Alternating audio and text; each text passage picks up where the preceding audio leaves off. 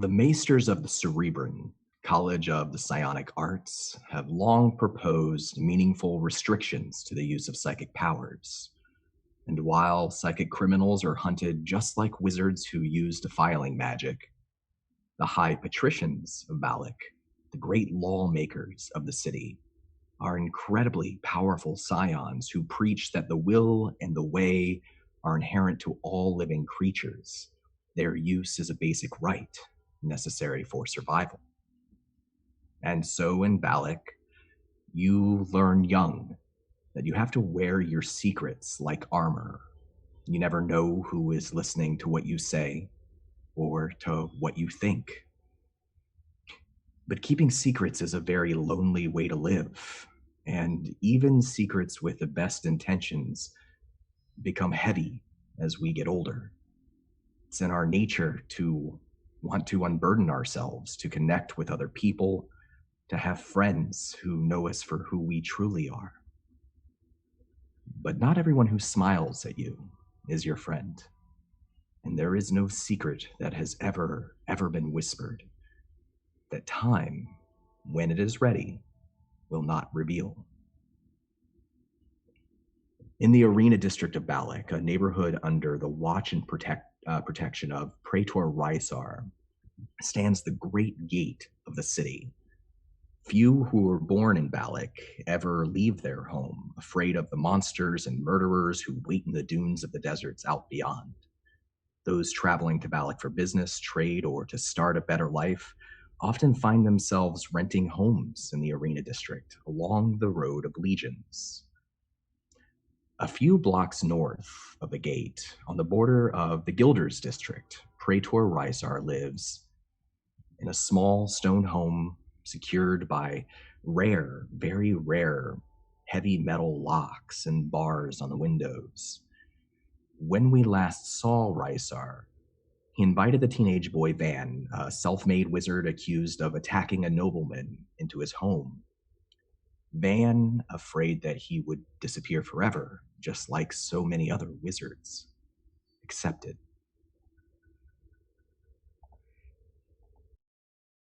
So our story tonight begins in the wee hours of night, with a fierce wind growing throughout Balic, whipping up sand through the dirty streets. Rysar, you step into your home after Van and close the door behind you. Toby, welcome back to Dark Sun. Thank you very much, Don. So as we enter your home tonight, Van, a little ahead of you, again, he's a young orphan boy, looks like he lives on the street, and he's just a few feet ahead of you. He's moving further into the home, looking around curiously, but he never entirely turns his back to you. He always has you in the corner of his vision. And what I would love to know right now is, what does Rysar look like as he enters his home? And maybe if you want, describe to us a little bit about what the interior of the home looks like as well. So Rysar is tall for an elf, and elves are tall in Dark Sun. Rysar stands at 7 feet tall. He's thin. He's got tan skin and black hair, and he wears the robes of a praetor. His home is fairly modest, perhaps slightly larger than the surrounding buildings, but certainly not as large as one of the big merchant houses or anything like that. It's made of heavy stone, and like you said, there's rare metal is being used to bar certain windows, and the door is very thick set. Rysar lives quite a sparse life, so he has some furnishings. He has a wardrobe. A table, a small pantry, but there's not many decorations. It's a sparse home he keeps. I think he is out a lot of the time, so he doesn't spend much of his time here. He would like to point to the wardrobe and tell Van that there are spare clothes in there if he is still cold, and if he would like to take any to keep him warm. There's also a small hearth, a fireplace. So Rysar I will start to make a small fire to bring some warmth into the home. I should also mention there is a door leading off the main living quarters, and it is a very heavy, again, like the front door, a very heavy set door, and there's a heavy chain and padlock on this door. One would assume from the layout that it would lead down into some sort of basement. And Van waits right in view of one of these barred windows, letting the moonlight from the outside that kind of shines through strike him at the side of the face. He's a human, and it's dark until the fire is lit, and so he's wary of stepping out of the light. It's almost like he's clinging to that little ray of window light until the warmth of the fire begins to glow and fill the space a little bit more. And he watches you, Rysar, curious. If there's fear there, he doesn't look as openly afraid as he did before. And once the fire is lit, he looks to the wardrobe and he says, "Are you intending for me to stay here long?" Van, that is up to you. I do not keep you prisoner. However, you should know that people will be on the lookout. I have taken measures to attempt to ensure your safety. However, if you were seen on the streets, I feared those measures would be wasted and you would be in mortal danger, and I fear I may also be put at risk if you were to be seen. I would suggest, I do not order, but I would suggest for your own safety, and to a degree my own, that you stay as my guest for at least a short while. He doesn't say anything to that, but he lets himself draw closer and closer to the fire, and he kind of rubs his hands together a little bit, and then he looks over to that wardrobe and then back to you with a question in his eyes. Please, I have not many clothes, but I have some spare robes. They may be a bit baggy on you, I'm afraid. Oh, that's all right. He goes over to the wardrobe and like almost eagerly opens it up to look at what's inside. Is Rysar the type of fella who owns like 20 pairs of the same Praetor robes, or does he have other outfits for variety? He has actually he's got a couple of sort of strange choices. He would be that sort of fellow. He's got a few sets of Praetor robes. He's also got things that wouldn't be amiss on maybe an elven merchant, a street hawker. There's sort of some odd choices. Maybe as though he goes out not entirely as himself on occasion. He he's basically like comparing the length, like the sleeves, the arms to his own arms. He's looking for the smallest. Yeah, they're all far too big for him. Yeah. and I think once he realizes that, you're over 7 feet tall and he's a teenage human boy, not even a particularly well-fed or tall one at that, he just goes for whichever one looks least fancy. So whichever one has the least intricate, something that's monochromatic, probably something dark, brown, or black. Yeah. And he takes that on. They're all out of the wardrobe, and he closes the wardrobe, and he looks over to you and he says, "Where can I change?" Forgive me. I will prepare us some bread and cheese. You can change here. I will avert my gaze.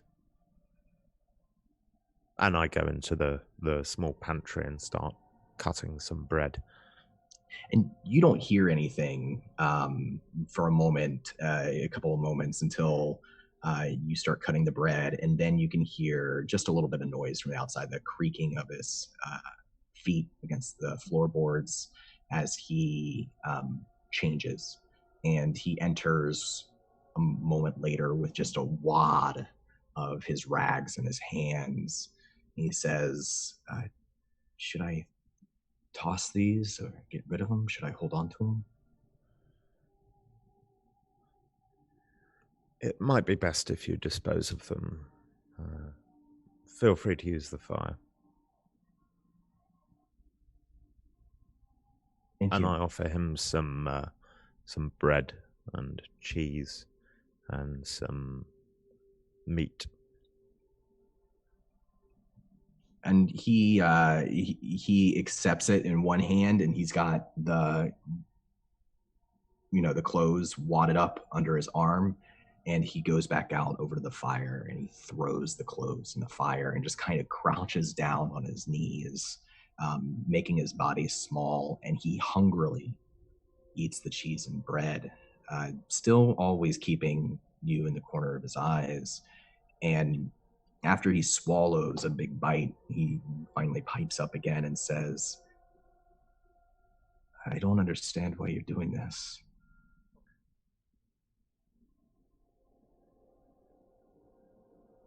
In a way, you remind me of myself many years ago, Van.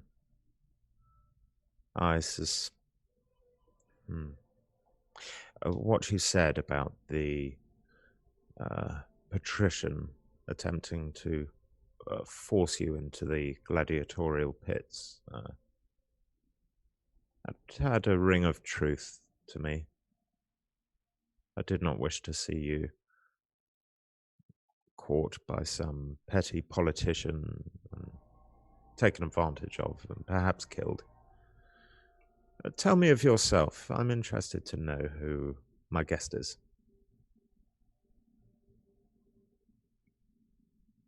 Pardon me, Praetor, but the only one who caught me was you. Nobody pays attention to boys like me. I can walk the streets, I'm invisible. Yes. That's all there is to me.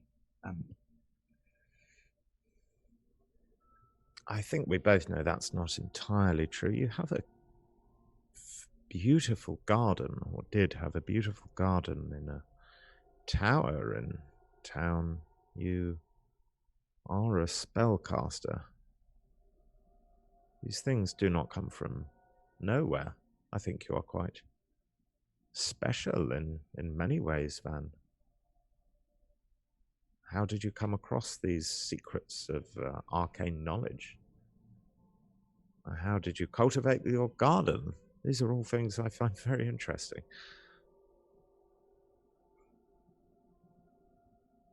My pa, he was a wizard. He taught me from a young age.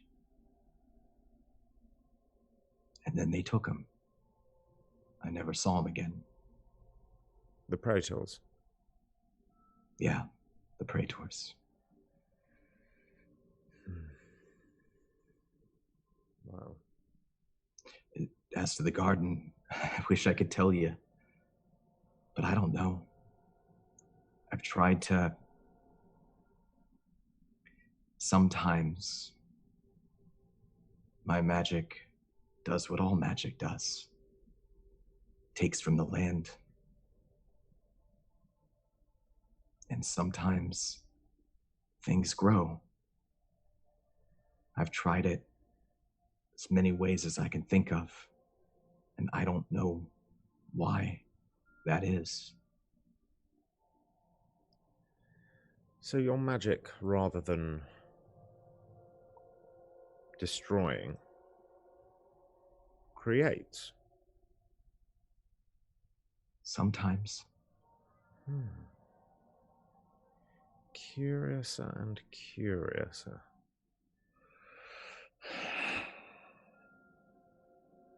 I look forward to many very pleasant conversations with you, Van. And your spells, it's most intriguing. What is your spell book? Where are your spells? It's at that moment that his eyes kind of go wide and his hand shoots down to his arm, which is bare, but for the sleeves of the oversized sleeves of the robes that you've given him that pull around the bottom of his body like a blanket. And he looks back up to you and he says, "Oh, I keep them on a stone slab hidden away in the city. I don't keep them on me. It's too dangerous." I would like to do in fact, do I even need to do an insight check? Because I suspect that I know that that's not true. You don't need to do an insight check for this. I just know he's lying. Yeah. Stone slab, you say?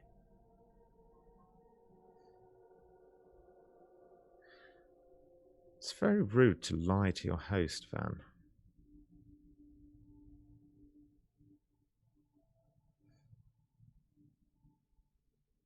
Eat. So that's please. what you want from me. You want my spells?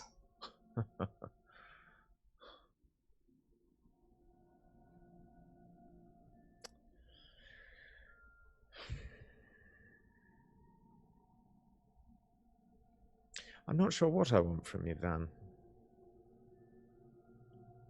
I honestly do not wish you to suffer at the hands of some politician who wishes to enslave you for their profit. You're a politician, sir, and you want me to stay here. I'm inviting you to stay here.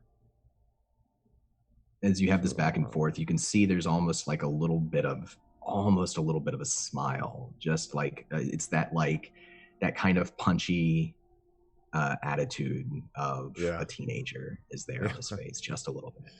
Right. Van.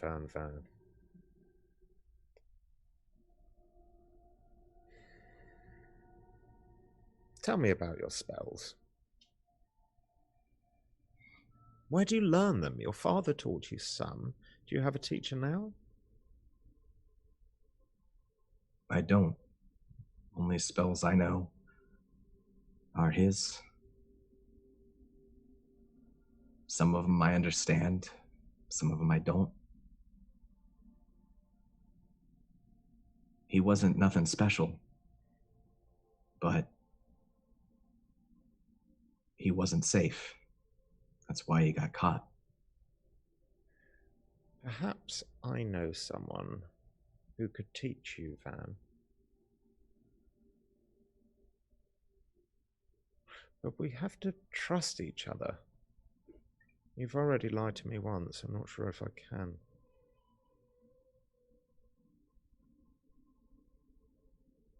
Van's going to roll an insight check.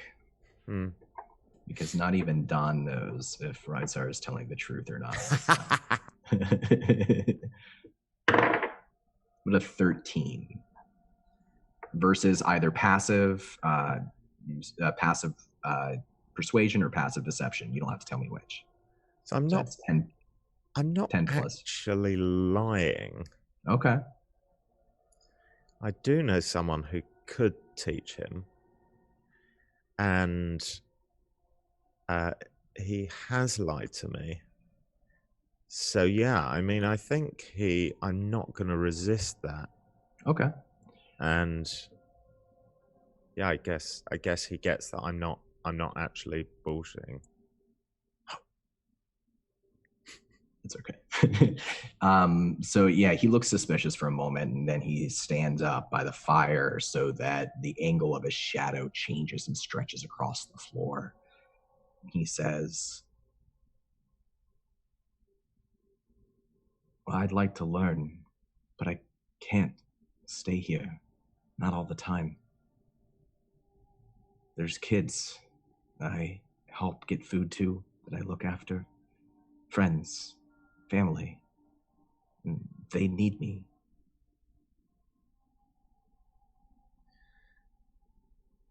I'll tell you what. If you would, introduce me to these friends and family, and I will offer what help I can. Perhaps they may help me at some point, who knows? And then I will introduce you to the person who can teach you, if they deem you worthy of instruction. How does that sound, Fern? There's no hurry, and there's no urgency. Like I say, you are not a prisoner, but I would ask that you stay here at least a couple of days, so we are not endangered. Let the heat cool off, as they say.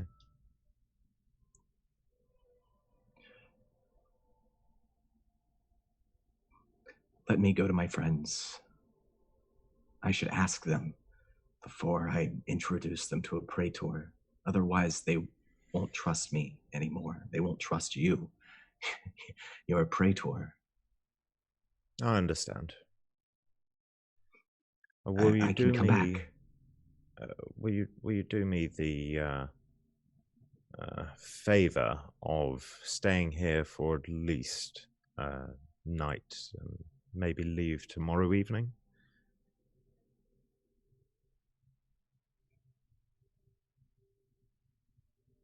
What if I come back tomorrow evening?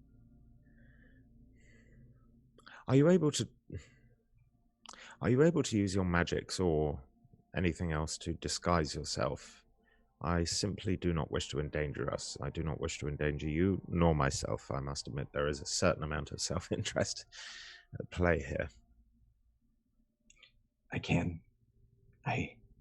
be invisible if I want to.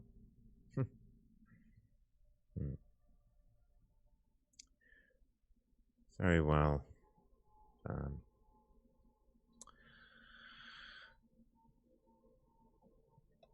Very well, Van.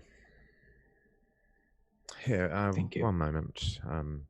I go into my pouch and take out 30 ceramic pieces, which is approximately 3 silver, I think, in my conversion rates. Is that right? Yeah. So that's enough for a bit of food and stuff for a few. Yeah, if you're living a street lifestyle, 30 ceramic pieces is enough to get you by for a couple of months, depending on... Oh, well, that's far too much. At least for the bear. But if you pull out 30 ceramic pieces, you'd see his eyes go wide, like maybe he's never seen that many ceramic pieces in 2 hands before. I'll take out 20. I'll take out 20 ceramic pieces and say, this is for your friends and family. Food, of course, not booze or anything like that. I do hope to see you again, Van. The offer of tutelage is sincere, though I cannot guarantee it will happen. But I trust the person in question with my life. So I hope you will take that as my word on the matter. He's stuffing the ceramic pieces into the pockets of the robes, and they kind of jingle inside the very loose robes. And he gives you just a single firm nod and says, "You know who I am. You've seen where I stay. I don't have much of a choice. Just thank you for letting me take care of my friends." Not at all. I am a politician because I wish to do good by the people that I care for. Thank you. Do not go back to your tower this evening. Whatever you do, Van, there could be guards all over it. So just be careful, please. He gives you one more long look and says, "How long do I have to leave the tower? My garden." I tell you what, I could have a look tomorrow and see what the situation is with the guards, because I will not arouse suspicion. That being said, if you can turn invisible, I'll leave it up to you, Van. You've survived this long. So, but I just ask, I am taking something of a risk. People believe you are dead, and I'm saying you are dead. So if you turn up, very obviously, it would not go well for either of us. I'll be careful. Promise. Thank you. My life is in your hands. How peculiar. Have a good evening. I go to the door and unbolt it and say, "Oh, just step to the right of that line of sand over the threshold." He looks down towards the ground. What's the line of sand look like? What's this layout It's look like? just a very faint sort of dusting of sand, and it extends from the edge of the opening to just sort of about 1.5 feet from the hinge of the door. So he has to sort of, if he does do what I instruct, he has to sort of slide along the door and sort of against the side of the wall. And he sees it and he nods, and he very carefully, and he's small too, just slides to the side. And before he even steps away from the house, he whispers a word, and you can feel your stomach churn for a moment. A familiar feeling for you, probably. And in that next moment, he's gone. He vanishes. Mm-hmm. Roll me a perception check.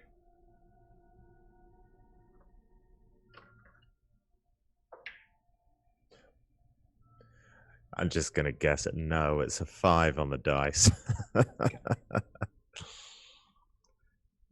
There's a windstorm picking up outside. It's starting to blow the sand and the silt from the nearby sea into the city, starting to obscure view a little bit. It's been growing steadily over the past hour or two, and usually this portends a larger storm tomorrow.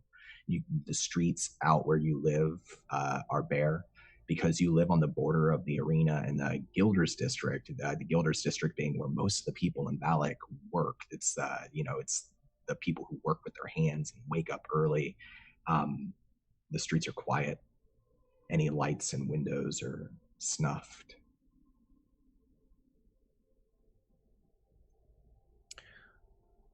I am closing I'm sort of having a look around, just seeing if there's anything unusual, and then closing my door, bolting it.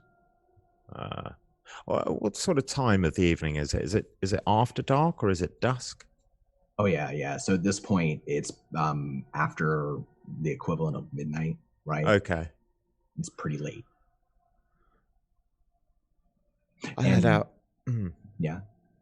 I'm just going to say, I sort of on the doorstep look out and go,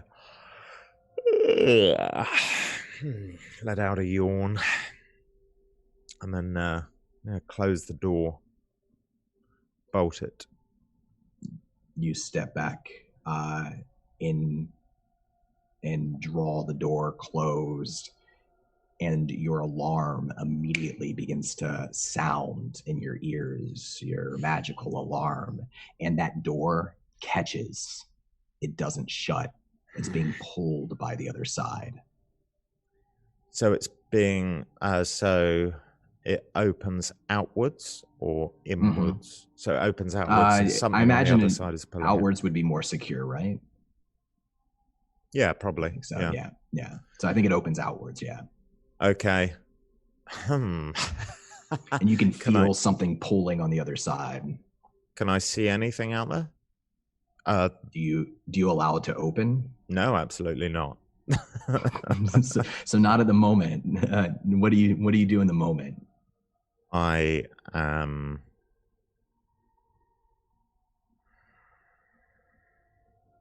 Can I try and tug the door closed?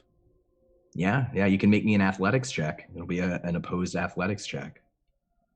Okay, I'm doing that. I am not the strongest elf. And unless he rolled a 1, you're going to beat my 2. I got a 6 altogether. Not a very high roll. No, I mean, I think I might even have a minus on strength. I think so, yeah. Yeah. So there's a fight for a moment as you're trying to pull the door closed so you can latch it again, and you can hear the howling of the wind down in the street, and then that door yanks and swings open. The alarm is still going off. I think it lasts for a few more seconds. And before you in your doorway stands a thin old man with a weathered face and sunken eyes, wearing ragged clothes, not unlike the beggar, the boy that just left. He stares at you for a moment, deadpan, no expression, his lips slightly parted, and then brandishes from behind his back a set of kahulaks. On each end of this weapon, which is a coiled rope, is attached a double-bladed head crafted from sharpened bone. And the old man just kind of shifts his jaw to the right until it cracks audibly. And then he slowly steps forward towards the front of your door with his weapon hanging in his hands. Right. I would like to retreat into the house if I can. And if there's any way for me to do that before he gets an attack of opportunity, because he's getting his weapons out, that's fine with me. I'll allow you, because it takes a moment for the door to swing open, not to take a full turn, but to take a single action. Okay.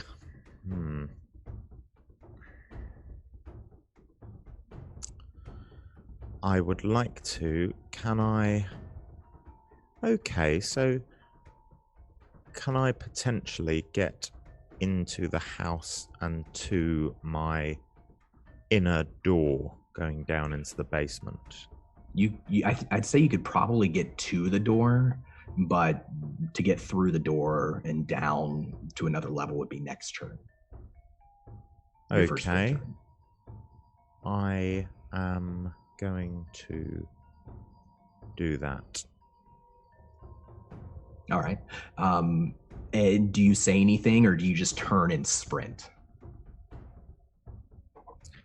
I suppose I'll pull the Praetor card. I say, stay back, I'm a Praetor of Caesar Androponus. State your business. But then you turn and run after that? Yeah, I'm backing off, absolutely. Rysar's not a hero. Yeah. So as you call out, he doesn't seem intimidated or angry, just deadpan with his mouth slightly agape. He slings one of the spiked heads of the kahukas over his shoulder, and he reaches into his shoddy little robes and pulls out a bola, which is another rope with 2 weights on either end. Which he's going to throw at me, isn't he? Well, hang on. A bowler is a ranged weapon, right? It is, yes. Oh. Okay. I mean, if I get the chance, think I'm going to try and get into the cellar. I'm going to try and unlock this door. Okay. So that'll be your next turn, but he'll get a turn first. So you run back into your house, you get to the cellar door, and you can hear his not running footsteps, slow, steady, rhythmic walking, sort of like the serial murderer in every teenage horror movie coming through your house. And as soon as he gets you back in his sights, you can see him whipping around that rope, that bola, and he throws it through the air so that it spins towards your body. Is this the last owner of the house? Has his prison sentence finally up? Possibly.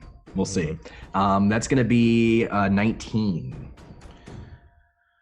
I am going to do some maths because I think...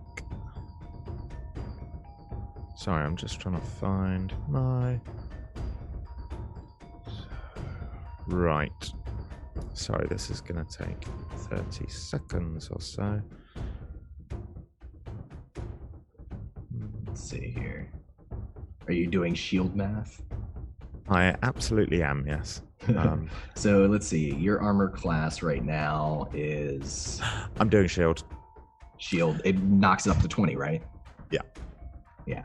So you just describe for me as you draw upon power of... are you casting this as defiling, or are you just casting a regular version of the spell? Listen, I just got... That's... only lasts one round. Yes. Yes, I am. So, I'll tell you what's going to happen, Don. I am sort of doing some symbols with my free arm, and it looks as though there's just sort of flourishes of golden silt and sand coming out from my cloak and sort of falling down in a light waterfall over my body. Is there a visual from defiling? There's not, is there? It's just... So imagine you're drawing the magic up from the earth, plant lives. Usually if you empower your spell through extra defiling, then it creates this ring of ash around a certain perimeter based on how powerful the spell is. But there's no plant life in your room, so you have to draw from sentient life. In this case, yourself and him. And can I defile through a wooden door?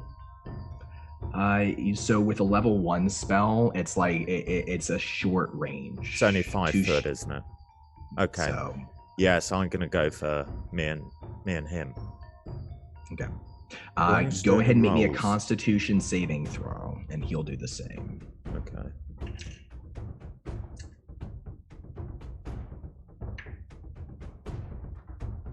Oh, yeah, I made it, actually. 19 on the dice. 18. Yeah, that's good. He got a 11. Oh, What's your spell save good. DC? It's much higher than that. Okay, so he takes 1d6 necrotic damage as part of your using his life force to empower your spell, and you can see for a moment like he doubles over. It's that he's experiencing that same nauseous feeling that you felt when Van turned invisible outside of your house. Go ahead and roll me 1d6 damage, and when you defile, you can choose to either cast a spell without paying its material component costs. You can cast it with an attacker spell save DC bonus, doesn't matter now. You can cast it at a higher level, which doesn't matter now. Or you can cast it and immediately regain the spell slot. That's what I'm doing. The last one. Yeah, absolutely. All right. Great. So, it's 5 on the dice, by the way.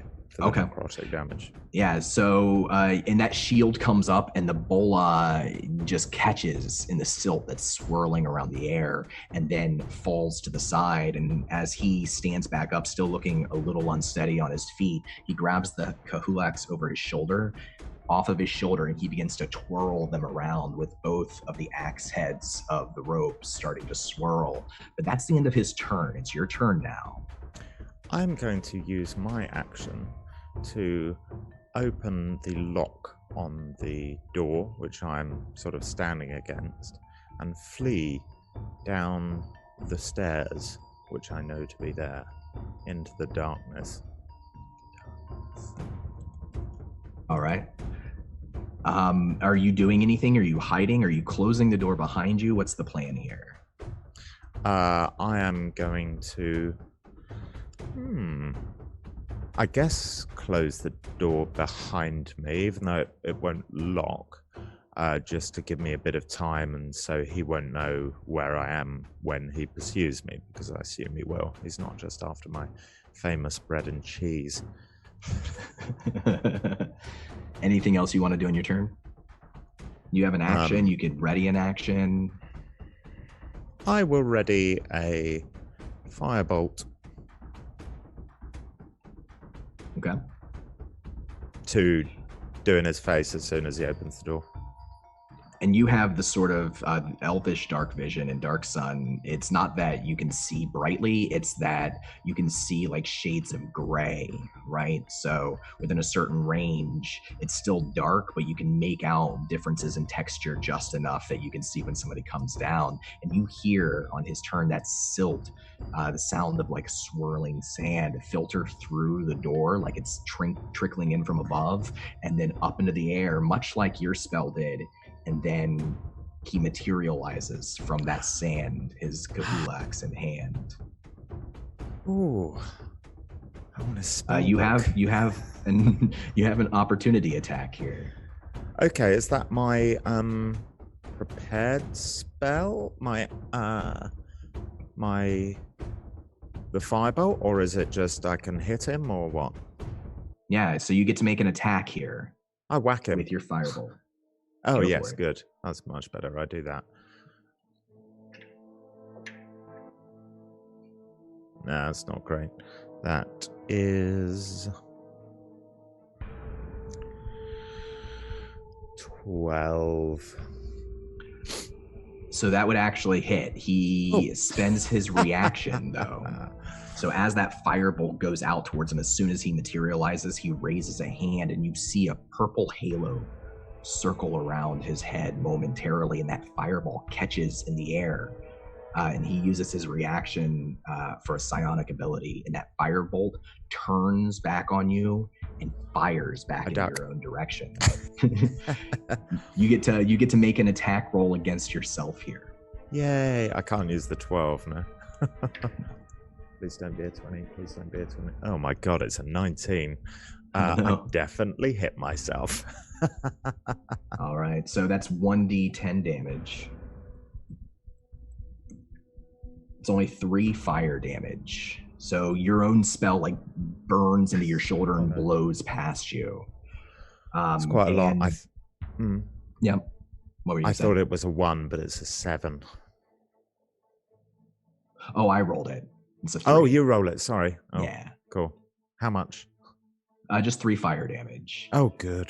He still has his action, though, and a moment after that firebolt returns and blows past your shoulder, he's spinning the kahulax around, and he swirls it around and launches one of the axe head ends right at you. You can see it twirling through the air as the rope begins to become taut. This is a ranged attack. That's going to be an 18. I am going to cast shield if I can. Absolutely. Are you defiling again? Yes, I am. All right, roll me a Constitution saving throw. Do I have to draw it from myself? You draw it from all nearby creatures, including me. God, defiling. Yeah. Who'd have thunk it? Right. There are ways as you grow, if you were to grow more powerful as a defiler, there are ways that you could be choosier, let's say. I definitely damaged myself. Oh no. That's 1d6 necrotic damage. But the shield does protect you versus the Kulaks. As it comes in, it deflects it. It pings off of one of the bars of the nearby cells and falls to the ground, and he begins pulling it back, the rope back to him as quickly as he can. It's your turn, though. I did myself 4 damage. I've done myself more damage than he's done me. How are you looking? I am on... I've taken 7 out of 11 hit points. Oh, no. So you're not looking great, but it is your turn. I am going to go to the chain release lever mechanism hook. Oh, it's a hook, actually, yeah. And release contestant number 1 from my basement and secrete myself safely sort of behind it so it can't get me, but they can get each other, that sort of thing, if that's possible. So which contestant is this? The slow one. Okay. So you can hear now, and he can hear too, probably, but he's laser focused, his eyes on you, the buzzing of something in one of the nearby cells of this basement. And there are barred cells throughout the basement, again, filled with this rare metal that is out of place in the city. And that's in the cell on one side of you. You release the lever and open up another cell, and shambling out of that cell is a corpse, dehydrated, clothesless, to the point where it's a solid, almost ashen texture.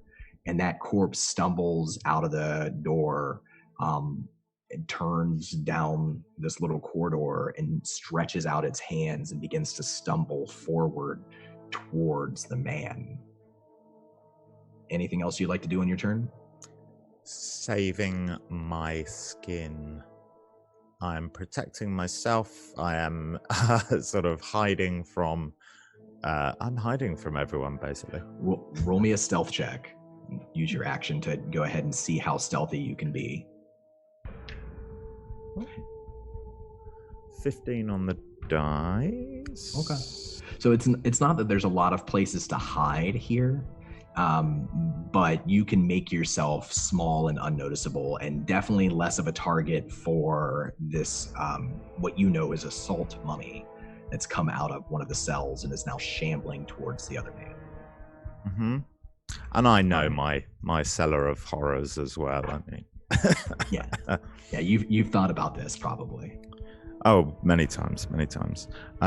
Just so you know, that's 17 modified on the stealth. That's more than enough for the salt mummy, who is not that observant. So the mummy shambles slowly but consistently. You can hear the sound of its ashen body just scraping against the dirt floor of the basement as it outstretches its hands towards the intruder, both hands, and attempts to grab onto him. And gets 2 attacks.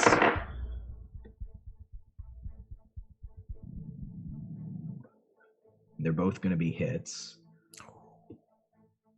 So he has to make Constitution saving throws. He fails one of them. So roll me 2d6 damage. 2d6. 4 in total. That's pathetic, salt mummy. Oh, roll me one more d6. He takes half damage on the second attack. So roll me 2 more d6. 4 from the first attack and then half of this one. 4 again. Pathetic. Okay, so he takes 6 altogether. He grabs onto the man and onto both sides of his neck. And as he does, you can see his face begin to shrink inwards and become gaunt. His eye, he looked old before, but he looks older in a moment. It's like Indiana Jones and The Last Crusade, right? Where he ages rapidly right before your eyes. He's still moving, he's still alive, but you know that this creature is literally sucking the water out of his body, dehydrating him. He'll respond on his turn by trying to strike at him with both heads, strike at the mummy with both heads of his kahulaks. Now, he'll hit both times, doing a decent chunk of damage. I think they both go into a shoulder, but the mummy's still on him. And now he's locked with the mummy, and the mummy doesn't seem to be particularly hurt by the pair of attacks. It's your turn. Do you reveal yourself, or do you let this just play out? I think I'm just going to... you know what, No, I was thinking of just trying to stroll upstairs and close the door, make myself some bread and cheese. But I should pay more attention to the home invader, I think. I'm going to try and chuck another firebolt at this old man's face. Yeah, absolutely. Go for it.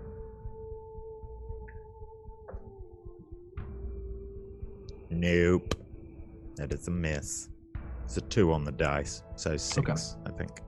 So it's just kind of hard to hit him as they're kind of dancing with each other. In this moment, it goes off and hits a cell bar nearby and just kind of sizzles against the metal. The mummy makes his attacks. One of them will be a hit.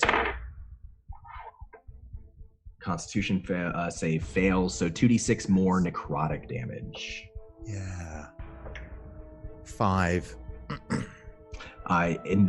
So this time the man's hands go limp. He drops the kahulaks, his arms go down to his side, and you watch as what's left of his face turns that same ashen texture as all of the water is drained from him. His bones begin to protrude out from what little bit of skin he has left, and he goes down to his knees and then down to his back, and the mummy, the salt mummy, goes over top of him, continuing to drink until there's nothing left, and then it stands up and it begins to slowly turn around.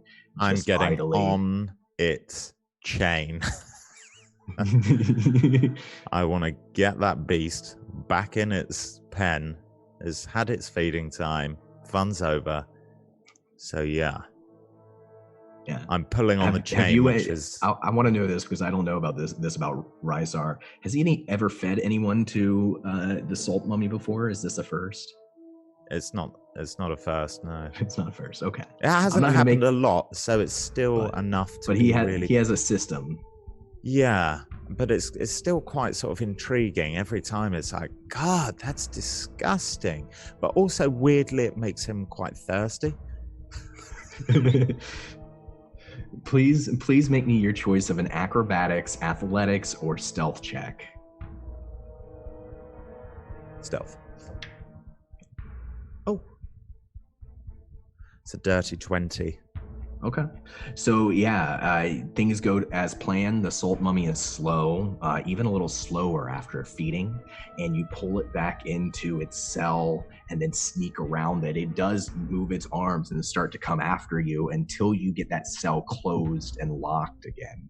And as soon as it locks, it knows. It drops its arms to its side and it just stares with no eyes, just its sockets outward still.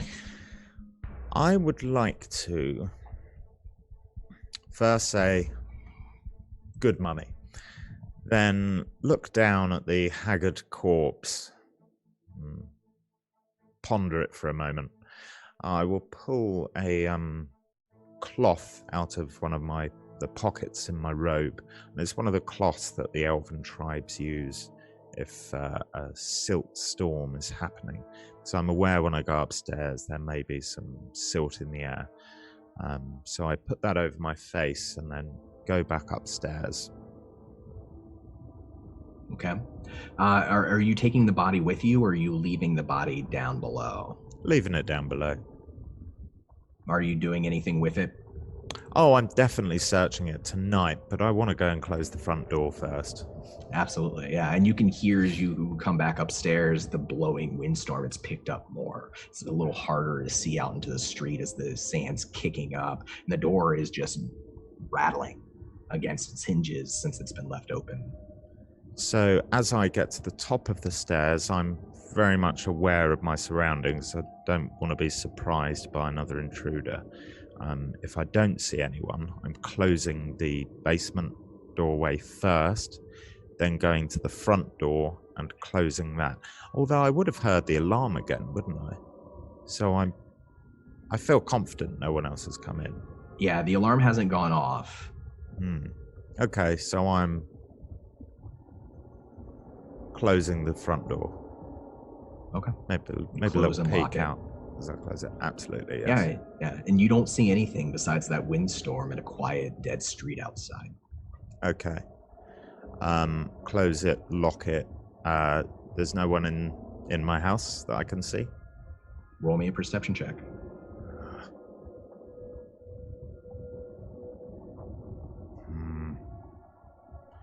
That is a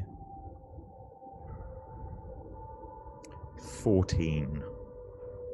Yes. You don't think so? No. No alarm, no signs of anything being moved from where you remember it being, no doors that have been opened. Well, I feel perfectly confident then. I go back down into the basement and I search the corpse. Perfect. Roll me, there's some things you'll find, of course, but go ahead and roll me an investigation check. Laying beside the corpse are the weapons, one of them up in the hall and one by the body, the bola, which is the throwing weapon that's kind of an entangling weapon, which you can take, the bone kuhulax, the two-pronged throwing / melee weapon that he was using, you can take. You find also beneath the body of the corpse, its robes have turned to dust like its skin, but beneath the body are these ceramic shards that have been shattered. What was your investigation check? So it was a 14 on the dice, meaning excuse me, meaning it is 18. Okay. So you realize quickly that the little pieces of the ceramic shards, they're large enough that you can kind of work them back together like a puzzle to see their shape. Okay. I'll do that. I'll probably take it upstairs because I want to get comfy. Yeah, you can change robes, you can get into your PJs, however you'd like to do it. Yeah, I'm really parched, so a nice mug of water. Yeah. Is it dirty water or is this like noble water? It's noble water. Yeah. So yeah, you have a nice clean glass of water. You sit by the fire with these pieces. I imagine maybe working at them on the table, right? Like they were a puzzle, taking your time. If there's anything I think is magical, then I will be casting a detect magic spell by the corpse. Yeah, nothing so far, though you're welcome to cast the spell just to be sure. I cast it. And that adds a little bit more time, but it ensures that this is not a magic item. You're positive that there's no and neither are the other things that the figure had on its body. But when you finally work to put the pieces of ceramic together, it forms a mask. The mask pieces fit into what shows like a smiling comedy mask, one of the two symbols of the theater guild in Balic.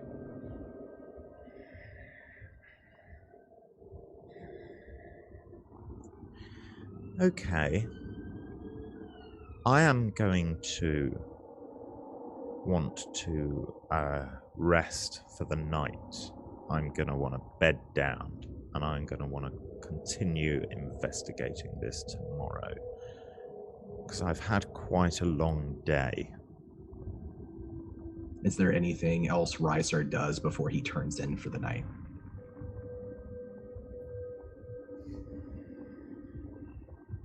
He's searching his house to make sure that there's no one else in it. And regardless of how paranoid he is or is not, no amount of searching reveals any other figures besides this one. Roll me a medicine check. He's incredibly paranoid, just so you know. He is. He's had a night. That is...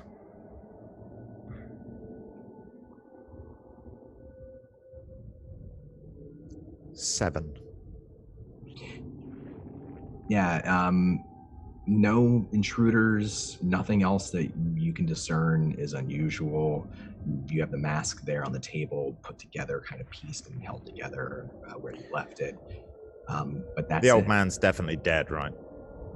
Oh, he's super dead. Good. For 1d4 hours. Is the salt mummy, it doesn't like turn people into sort of silt zombies or something, does it? Absolutely it does. Oh, I should know this, right? Yeah, if you've murdered people before, you would know that he would rise as a weaker soul. This is brilliant. But did you leave him down there though? Is he just wandering around in your basement? Oh, I'm definitely going to put him in cell number 3. Okay. I've got a free monster. This is brilliant. Yeah. So now you have 2 salt mummies. Oh my god. Yeah, and if I've got a spare like rope or something, I'm gonna do the same setup. But I don't know if I do. I might need to go and source that or whatever. It's going to be a long night with all of the work and all the paranoia. But we'll say that you are able to get your new pet all chained up before he rises several hours later. Brilliant. Oh, I love it. Okay, cool. Fantastic. And eventually, after all your hard work and investigations, you turn into bed and you sleep magnificently. It's a very deep and restful, peaceful sleep, unlike our other friends on the same night who had a less than restful sleep. I think that's where we're going to move away from this scene and catch up with some of our other friends.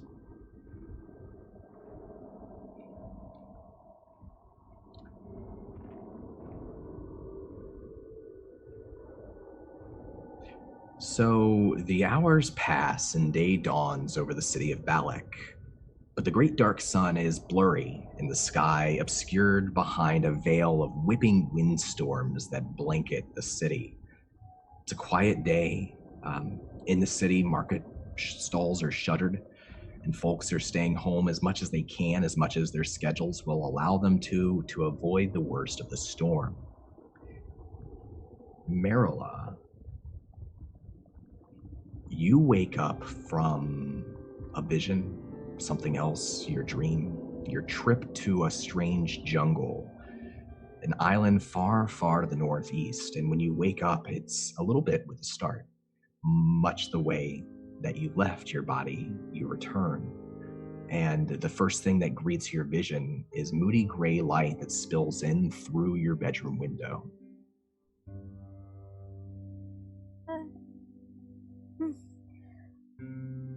Do I see my bird? Is my bird okay? It's terribly windy out there. Do you have an ability to sense? You can sense it within like 100 feet, right? Yeah, you can't see it, but you get the sense that it's somewhere outside your window or nearby your window. Okay, that's good. Do I have a sense of how early or late it is? The strange gray light makes it hard to tell. It's that weird storm light where it could be morning or it could be noon. Roll me a perception check. 17. You think as you just glance out the window, that it's probably mid-morning, just the way that the few fractions of light are coming in through the window, if you had to guess. But you also notice something else in the room that you didn't notice immediately when you woke up, because he was so still. Lord Lucius is there, wearing a gold leaf embroidered dress toga. He's sitting on a chair across the room, his hands folded patiently into his lap, staring out the window to the storm beyond. Not at you, but through the window.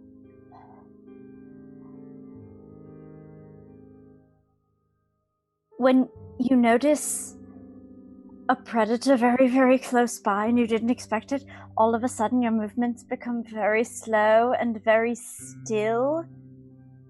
And Merula's very slowly reaching for the rope they use as a dressing gown, knowing that this does not prevent them from being eaten, but somehow it feels necessary. And I think the shifting on the bed slowly draws Lord Lucius's gaze towards you. It's always hard to read his expression. It doesn't change very much, but he does just give you a slow tilt up of his own chin, and then he waits. Good morning, Father. Good morning, Merula. Did you have a fun evening last night?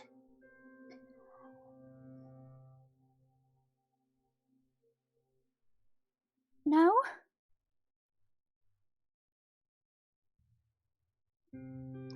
Would you care to explain, perhaps? I have heard the story from the servant, but I would like to hear it from your lips. Well, I thought I was just going to go out and get a sense of the city a little before supper, and then I got lost, and I ran into a praetor, and he eventually escorted me home, but he requested that I accompany him while he took care of some other business, and I didn't want to trouble him when he was already being so kind to bring me home. So I was home much later than I intended.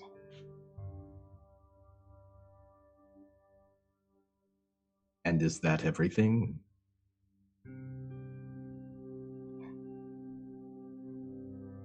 Is there some point on that where you would like me to elaborate? I could talk about his business, or about him, or Sam, I think arrived? I think this might call for a social encounter. I think this might call for us using our social encounter rules. Oh dear. So. All right, social murder. Let's go. Social murder.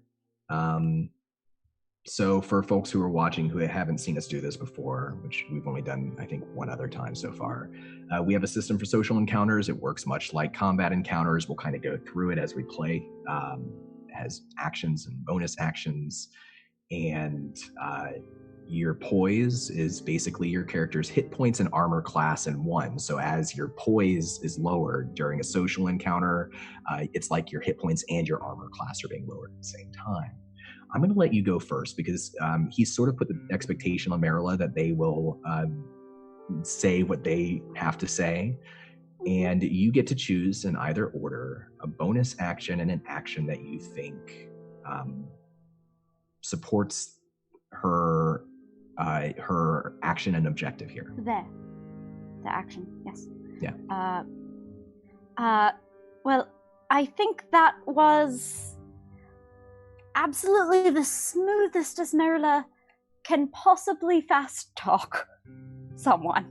I think that's about as good as it gets, I'm afraid. It was pretty good, yeah. And so, at the end of that terribly persuasive lie, they are going to sit back and watch and try, futilely, I'm sure, to try to read the tiny eyebrow twitches. It's a delicate art that I've never mastered, but I have to try. Do they find themselves often looking up at Lucius's eyebrows when they have conversations? Is that like a common? Well, one searches for a tell, but quite frankly, if you're close enough to see his eyebrows twitching, you are already so doomed. Fantastic. So this will be for the bonus action, then observe. Is that what you're doing? Yes. And then you're doing a fast talk with deception. Yes. So go ahead and roll the deception first. Of course. That was a 22. That was a 19 good. On the dice. Yay. So fast talk has a DC of 13 for a regular success, and for Lucius, it had a 21 for a hard success. So that's a hard success. Lucius loses poise equal to 1 plus your intelligence modifier. Okay. So that's a total of 3 then. 3. That's a good start. And then you get to observe as well. So for an observe bonus action, make an insight check. That's a 13. Okay, that's a regular success, but not enough to gain any kind of bonus, any kind of extra effect here. So Merula does what she does, and they do. Sorry, and he in turn just kind of watches and considers, and eventually he says, "I just don't understand why a praetor of the arena district would take such an interest in you, or why your paths would cross that far into the city. If there's something going on, you understand that one day you will lead this house. I want to help you get there, Merula, but I can only do that if you let me into your life." And this is going to be a convince. So this is a persuasion check. It's a 15 on the dice. That's a 21. So what is Merula's current poise? 7. Okay. So that's a hard success. Which means you will lose 3 poise as well. Oh no. And I feel like somehow he might just possibly have more than I do. Just a little bit. Although Merula's pretty sharp. And as a bonus action, he sits back in that chair afterwards, and you can see his hands just kind of folding, and their fingers folding together, moving slightly, and you do see a little twitch of that eyebrow, just a single twitch. And this will be an observe action against you. So insight, an 11 on the dice is going to make it a 17. So your poise right now is 4? Yes. All right. You will have disadvantage on any intrigue actions you make on your next turn, but it is your turn again. Well, honestly, I did get lost, so I don't know exactly how far I ended up. I certainly should not have ventured so far as I did. And I know a little bit more about the city so that hopefully I won't make that same mistake again.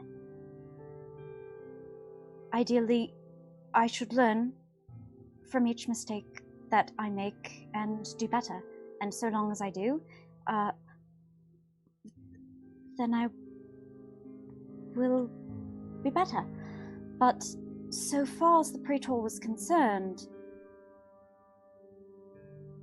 I do not know why he should have taken any interest in me, except that I am very clearly of the House Akasha, and a praetor in an election year is wise to seek the favor of any patrician family. If there's more you would like me to find out about him, Father, I could certainly do so. Do you believe that he has unsavory interests towards our house? Or is he just a petty social climber?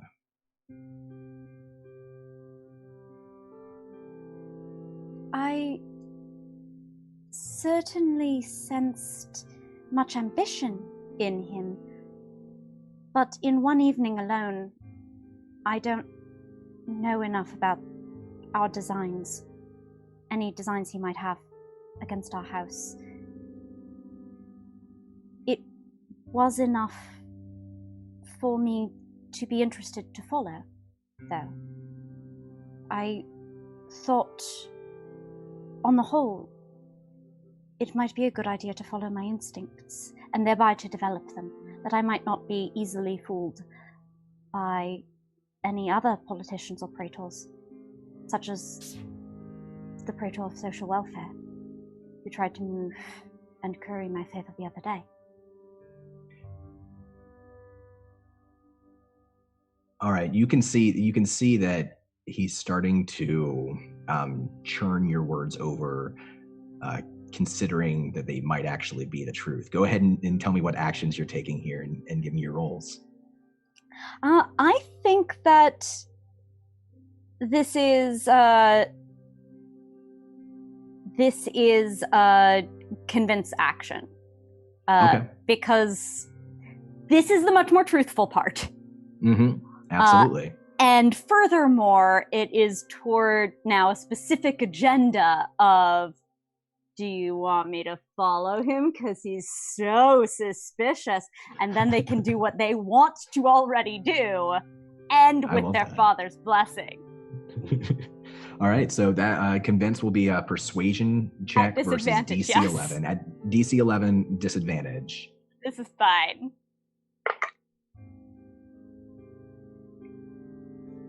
It's okay, we don't have to use that natural 20. It's okay. It was a disadvantage, we don't have to use it. Natural 20. But we have a 14.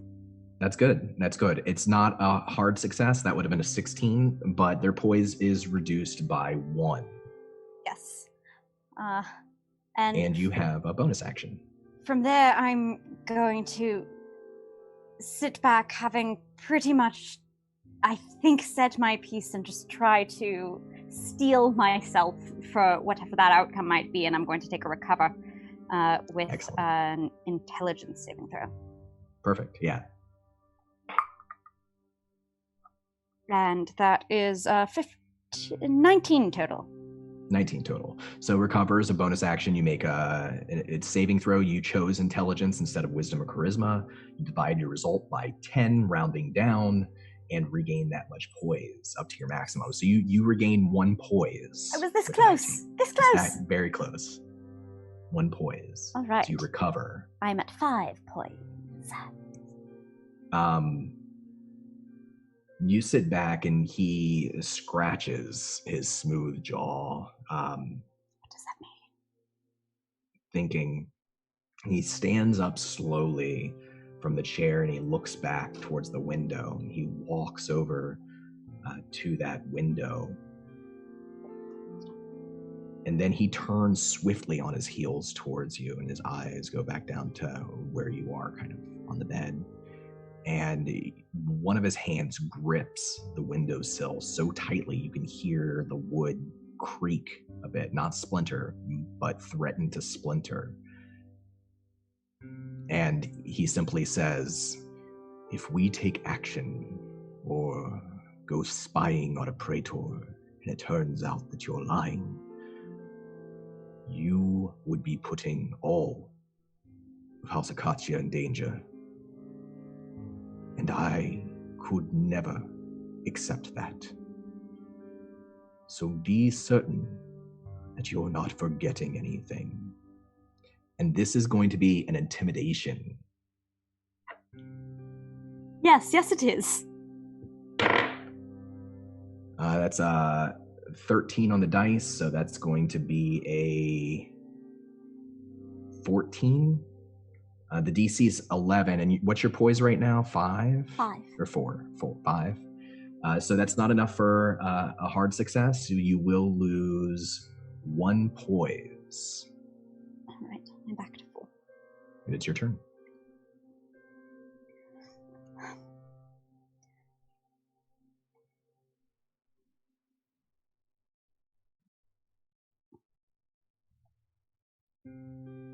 I do confess, Father, there's more to this praetor than I've yet said, but I'm loath to make speculation. I don't want to tell you something that I saw without context, because I do not want to make moves unduly. I understand that the position our house is in leaves very little room for error. There are so few of us. We cannot take unnecessary risk, and I dare not even speak things that might lead to events I don't yet understand. I would like to learn more and determine whether my suspicions are correct, and that need not be a matter for intrigue.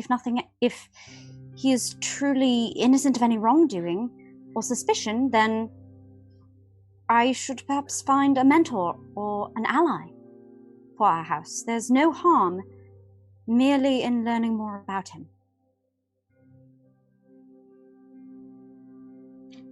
Okay, what's their action here? I think that's a fast talk. They're fast talk, eliding right over the reason for their suspicion. Right. Suspicion. I think if you've seen a murder, it's not a suspicion anymore. Like you witnessed No, a crime. not at that point, no. All right, that's 15. Okay. So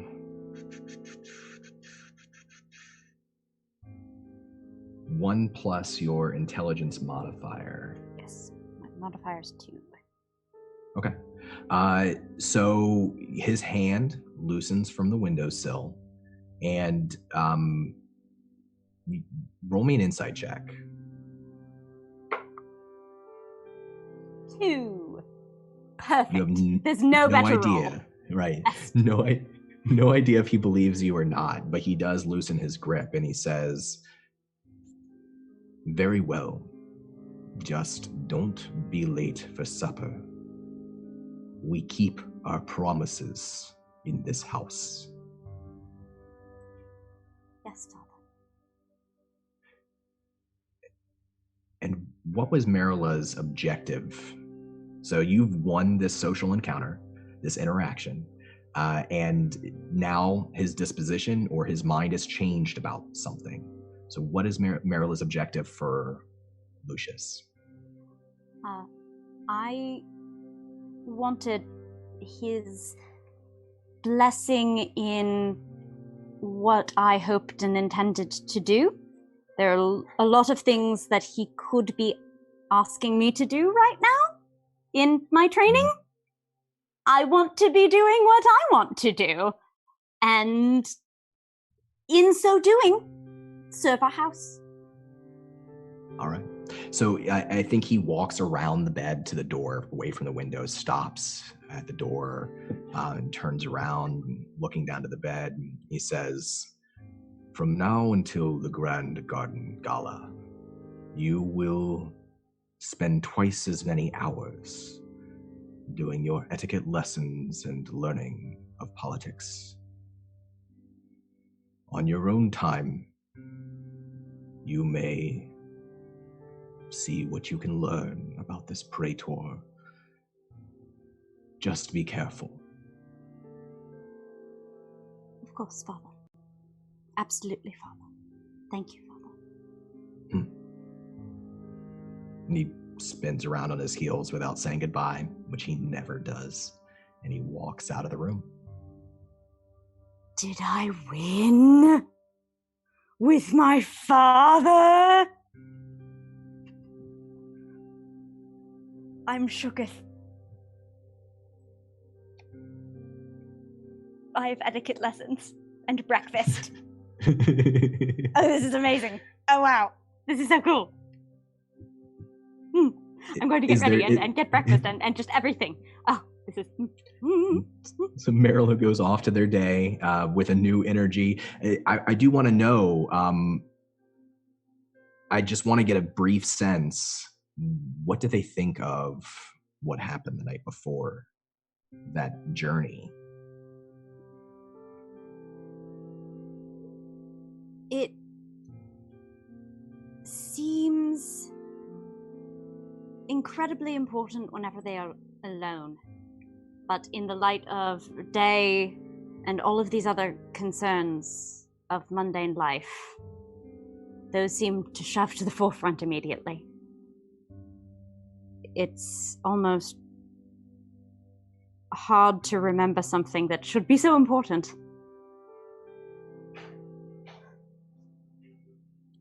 I feel that so hard in my life.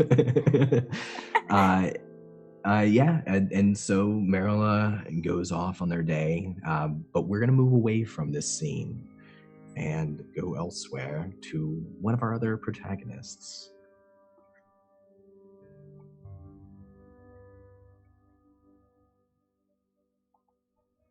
Akasha, you stir back to consciousness within your own body. And as we find you here, I want to know, where was Akasha when she was taking a ride through time and space the night before? She never tried to go to bed, to go to sleep. She was somewhere else when she was taken, correct?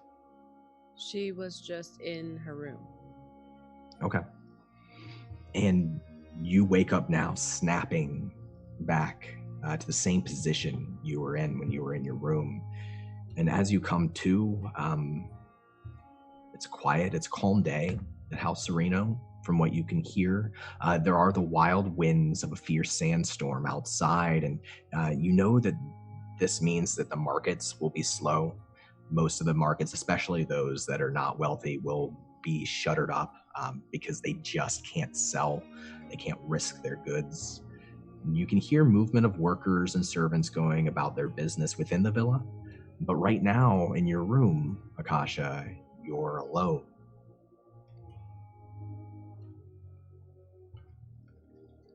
Just rifling through my things. Just rifling through my things. Okay. Thinking about what just happened. What does Akasha think about what just happened? You can hear her thoughts just a little as she says, well, that was weird.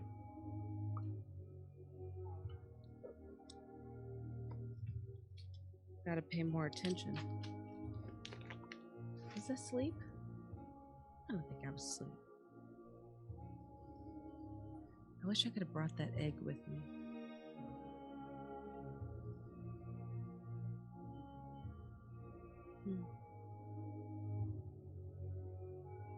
I'm hungry. And she goes to the kitchens. There's a scattering of servants going about their business. Normal, nothing seems out of place. You get kind greetings and passing of the people doing their duty by treating you as the nobility that you are. How do you imagine the kitchens to be? Ooh. I imagine there's a long wood table in the center, covered with different meats and some more meat because fruit. So there's just like a charcuterie, if you will, and there's about 3 kitchen witches to the left, and there are just people just scurrying in and out of the back door. You can see out the back door, and there's kind of a barn door. and you just see people working outside and just scurrying in and out, doing anything that needs to be done because they run some of the business from their house. So you don't know if the people actually work there or they work with her grandfather. And you can smell the kank and the make-a-lot, the common but expensive to eat meats of domestic animals, herd animals, steak, skewers mixed with just really citrus-forward fruits that grow in some of the other nearby villas from the other houses that actually grow fruit. And you get hit by that smell as you walk into the kitchen, and the three working in the kitchen, cooking, they greet you just like the rest. And you can eat your fill. Are you just grabbing a snack and moving on, or what are you doing here? Climb up on the counter and grab one of the skewers and just start stuffing my mouth with meat, like barely taking time to chew, just like filling my entire mouth so my cheeks are like, this is really, really good. I just love it so much. It's a long night, but it's just so good. It's just so good, so good. Did you make this? You can see two of the older ladies who are working in the kitchen look up to you with just a, like sort of half scowl. I think they're probably used to Akasha and they don't want to offend, but there's still like a little bit of that old person judgment. But there's a younger worker in the kitchen, and you can see him just kind of like laughing underneath his breath. He's positioned between the two older ones, and he's trying not to draw attention to himself, but his shoulders are starting to shake. And he looks back up to you and he says, please don't eat all that. We have guests coming later. We're coming right here. I'm not going to be at the time, so you can probably let me. Oh my god, it's so good. You should probably just let me eat whatever I want to because I'm gonna be at the party, so I'll eat it anyway. And he goes back to smiling and chuckling. The scowl on the other two grow a little bit larger, and then you hear the kitchen doors swing open and then swing shut behind you.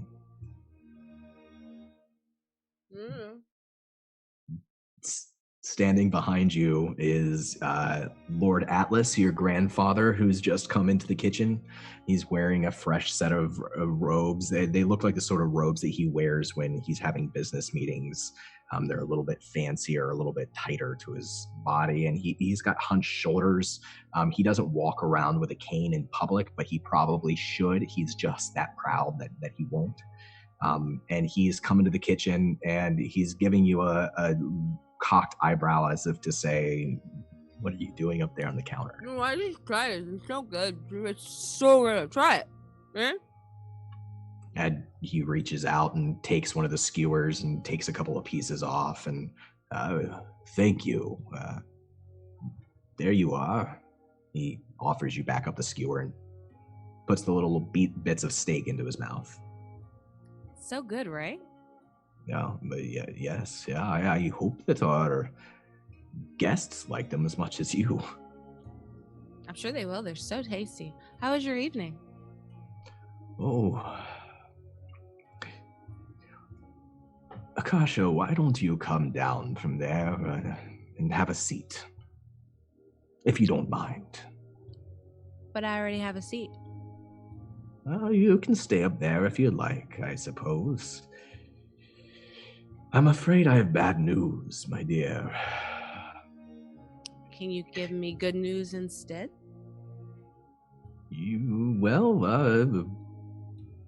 No. I'm afraid that this is very dire.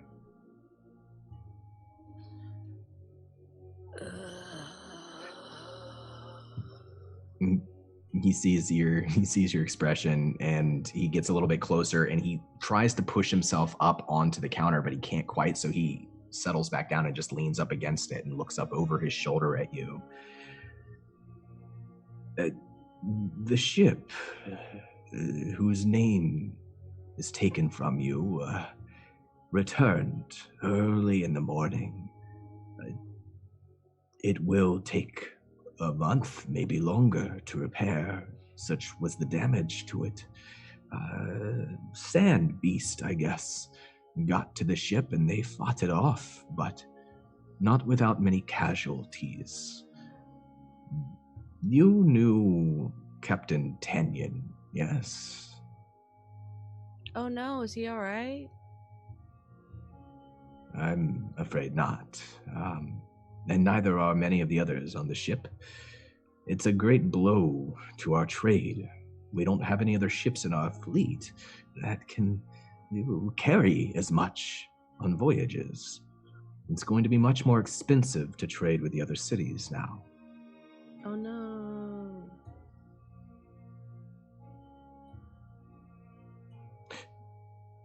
Akasha, Hmm? are you planning to attend the Grand Garden Gala in a few days? You were considering it before. Would you buy me a new dress? Of course, my dear. Okay.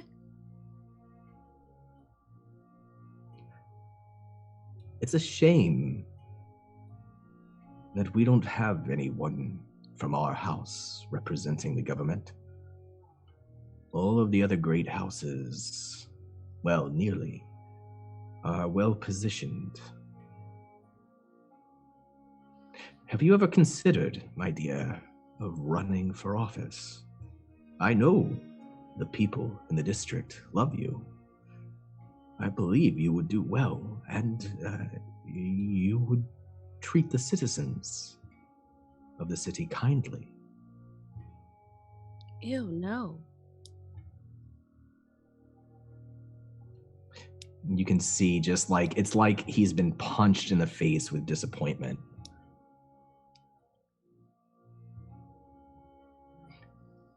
I thought I would take over your business. Well, I don't plan on dying anytime soon, Akasha. There are praetor terms that are 10 years. And imagine an elf in the chamber of high patricians making the laws of the city. Do you not aspire to be more than just a counselor to others? I aspire to be the head of our family business. And you would be around a lot longer if you, used your cane and didn't pretend you weren't in pain. He looks a little struck again, but this time by embarrassment. Roll me a persuasion check.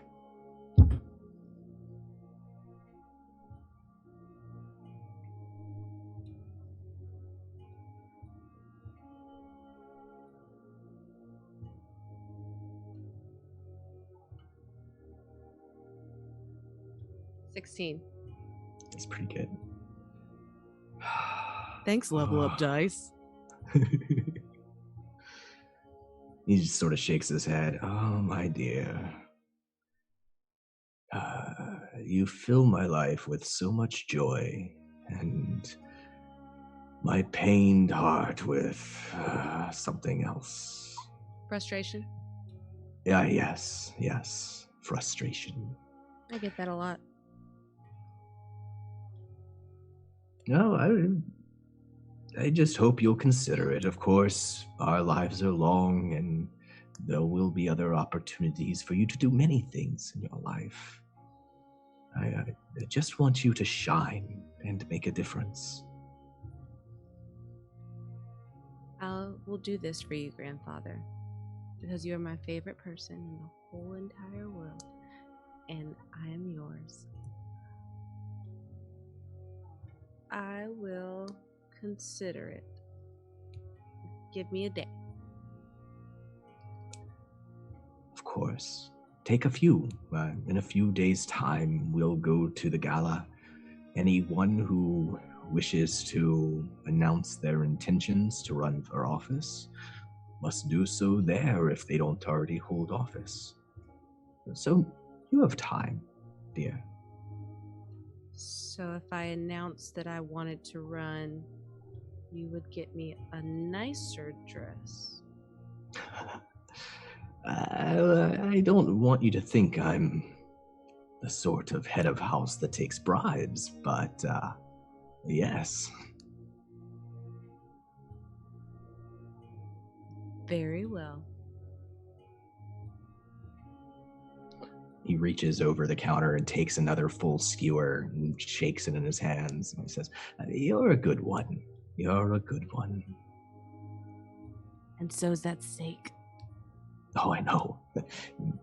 Pops off a piece and tosses it into his mouth and says over his shoulder, his mouth full much in the way that yours was a few minutes ago, "We're gonna go and business meeting." Yeah. And turns and starts to walk out of the kitchen.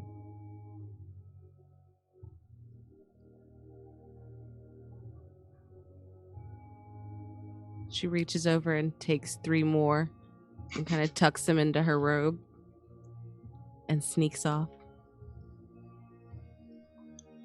Where is she headed? Back to her room. And then she's going to go to the town to shop. And you can see the windstorms whipping outside. Just the same, they haven't gotten worse or better. You know that some of the shops will be open, especially the more wealthy shops. But today might be a good day to shop as long as you're willing to go outside. How long does she wait before she heads out? Probably takes her about an hour to prepare and to wrap her face. She has scarves that she puts about her face before she goes out into the dust. She puts her hood back up and she goes on her way. All right. We're going to move away from this scene as you step out into what would be painful storms if you hadn't protected your face, and go to the other side of the market neighborhood.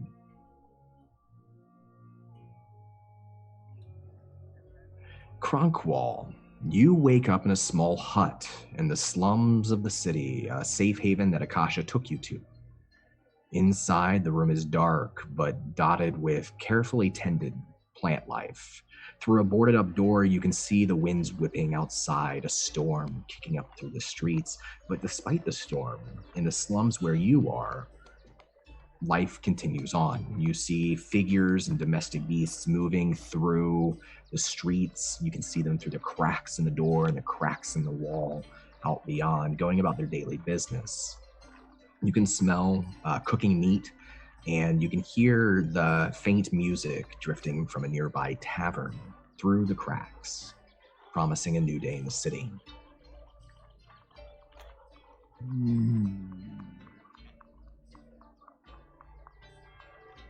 What is this sound? I think Kronqual starts to, because the last time we saw him in his, I think, corporeal form, he was on his belly inside of his shell. So I think right now his head is out, just like peering up as he's like looking out the doors and the windows and such, and assessing the room as the dust spills in from the winds, and the same also the music spilling in through the air. And I think he's going to, I think we see his appendages slowly, one at a time in a random order, they start to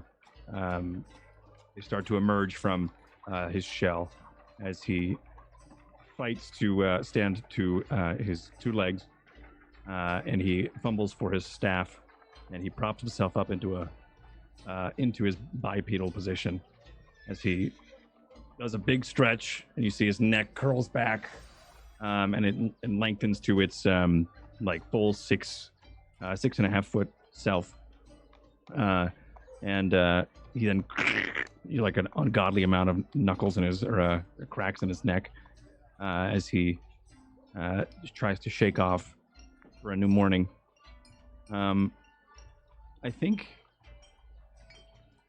think Kronqual starts to walk outside and follow this music. I think he also watches as people pass by in amazement at just how busy this place can be. He's not seen so many people before. And I think as a couple pass by, he tries to stop. Hello. Hello. And he steps forward, and then he tries to follow this music, I think, as he tries to get the attention of some of these workers. And though Kronqual is pretty well protected and insulated compared to most creatures against the sandstorms, these people are moving through, and they might give you a momentary look. It's that look of, wait, who is that? What is that? And then, but they keep moving through the storm, right? And you kind of find, like, sometimes you're bumping into people. I think there's a moment where Excuse me. Oh. There's a moment where an Inix, which is this long, imagine like a long iguana with a sharp beak, but much larger, right? This is a riding beast or a domestic, beast of burden, just almost rears up in front of you, and then its 2 feet come down, and its horn almost smashes you in the head, and you can see its rider pulling back on the reins from this little box made of canvas and other materials on top, and there's 4 riders on top of this beast trying to pull back on its reins to keep it from trampling you. Oh, ooh. Look where you're going. As he tries to talk to the Innik, you called it? The Inix. The Inix. Yeah, as he I think more to the Inix than he does to the person riding it. And then he looks up towards the rider, and I think he goes, "Ooh, hello." And then he waits for a response, and if there is one, I think he probably just waits there, actually. Nah, Oh. the rider just kind of, and there's 4 of them, 2 of them on the front reins right now. Rider is this large maul, so this half dwarf, half human, very, very strong looking man with bald head and dark eyes, just kind of calls down to you, "Get off the street." Oh. Where should I walk then? On the side. He's trying to pull back this Enix, which is like, it keeps like taking 2 steps back and then 2 quick steps forward towards you again. It's a very shifty beast. And he makes his way towards the edge, and then he tries to like walk as close as he can. Maybe his shell is scraping the like some of the buildings, and the like this like hollow sound of his shell, just kind of dull. Like a dull tone of it as it rubs across the sand as he tries to appease and tries to keep the rider happy. He doesn't want to hurt or doesn't want to offend anyone. So he is going to try to, I think, just walk as he tries to make his way towards the music still. Have a good day. And there's a weird wheezing and then grunting and then not a roar. It's almost like a horn. It's like a call, a deep bellowing call from the Enix as it stumbles and continues going down the street with the riders. Others are passing through the alleyways. You approach this building. It's a small building with a stone slab sticking out of its wooden shoddy walls that has something scrawled in a language that I don't think Kronqual would understand. That you hear the music coming from there, and there's this little awning just outside with a few simple chairs just kind of placed around beneath the awning. And you see there sitting on one of the chairs a Terry. It's a male rat folk. He's got an eye patch over one eye, wearing a thick lizard hide over his furry brown body. The Terry smiles at you as you start to come closer to the building. And you don't know how long he's been watching you approach, but he's watching you now, and you can see that behind him, not sitting but standing almost like a guard, is a mantis-like humanoid with a pair of antennas sticking up from the top of their head. It's got 2 long, many-jointed carapace legs with 3 thick, clawed arms. And it's still. It's not moving. It could almost be a statue, but it's not. And in each of its 3 hands, its claws, it's gripping a metal, sharp disc with leather hand grips on a hollow circle. Think like a chakra, almost. Chakra. There's nobody else sitting outside the building. What is the festival inside?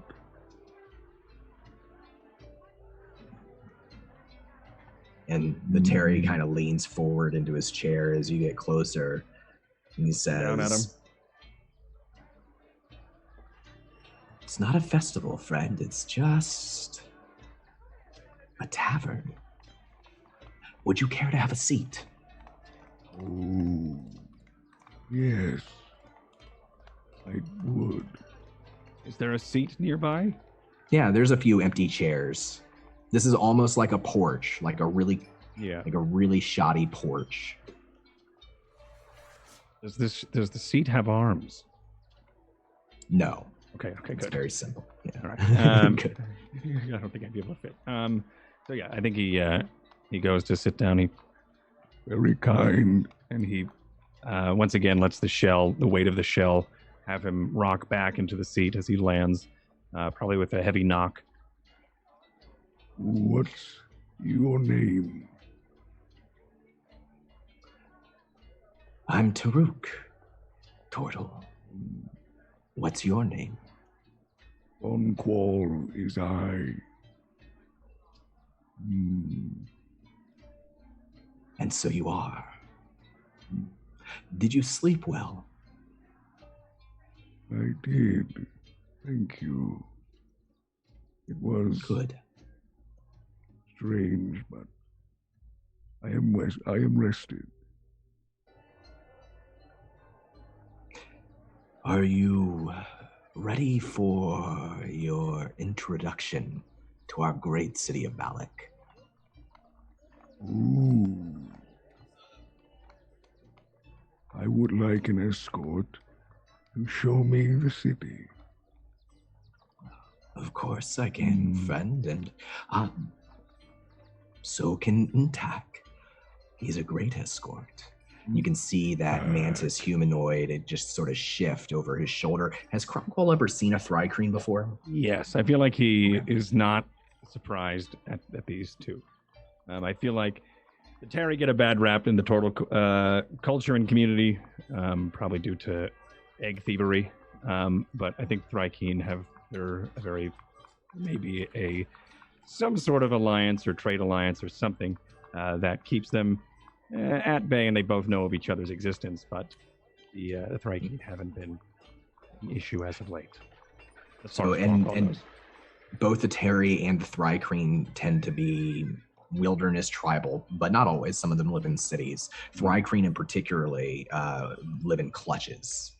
And Terry, there's the wilderness Terry that are scavenging tribes, usually traders, and then there are the city Terry.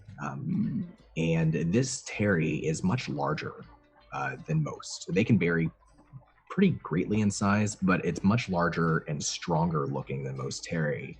And this thri-kreen is taller, and thri-kreen tend to be tall, but this one's even taller than most thri-kreen. And the Terry says to you, after introducing his friend over his shoulder, "I'm something of an important person in Balic. I'm Taruk, head of House Jarko. I run a great establishment called the Criterion. Have you heard of it?" No. It's a pleasure to meet you. Kronqual is I. He throws up a hand, extends a hand from where he's sitting towards you. Not sure if you will grip his wrist and shake his hand or not.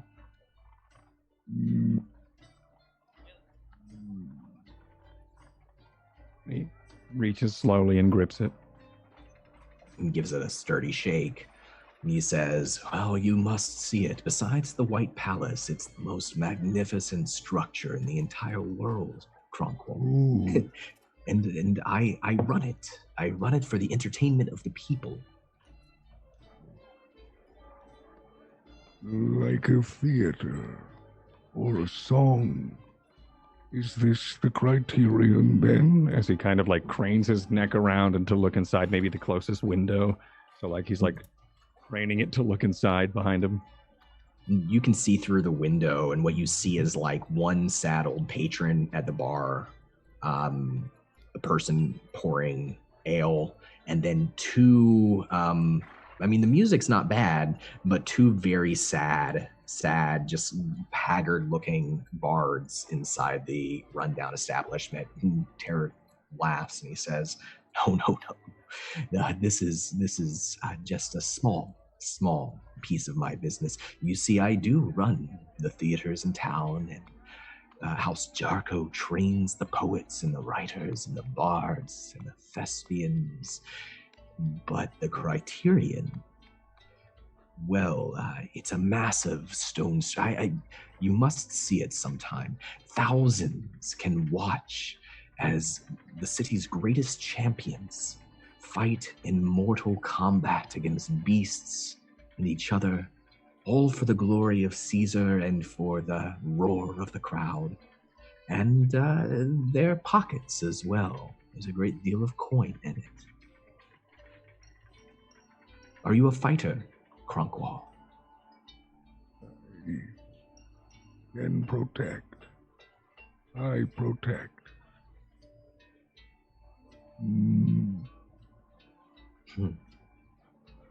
Well, some of our fighters fight on teams. That's how Nnn'tak and I met. I know you might not believe it by looking at me, but I was once the champion of this entire city. My time in the Criterion, now I'm a businessman. Nnn'tak was my partner.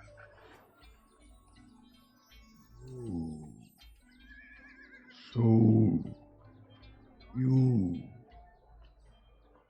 fight for entertainment? And coin, yes. I'm not sure if I enjoy it. I would like to see it. Well, I would be happy to arrange that. I'm afraid there will be no fights with this storm today, but soon there will be a tournament. And I know it might sound bloody and barbaric, but I assure you, in our lives, when there is so little we can control, to see two great champions unleash everything inside of them, to spill blood, knowing that they could live or die, well, that means something to the people. Gladiators are heroes. What purpose? For coin? For the pieces of ceramic?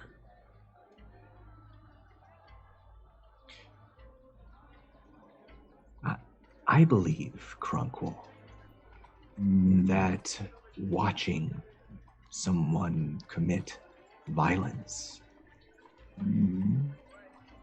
frees us from the feelings that we must commit violence ourselves. Perhaps that is the purpose.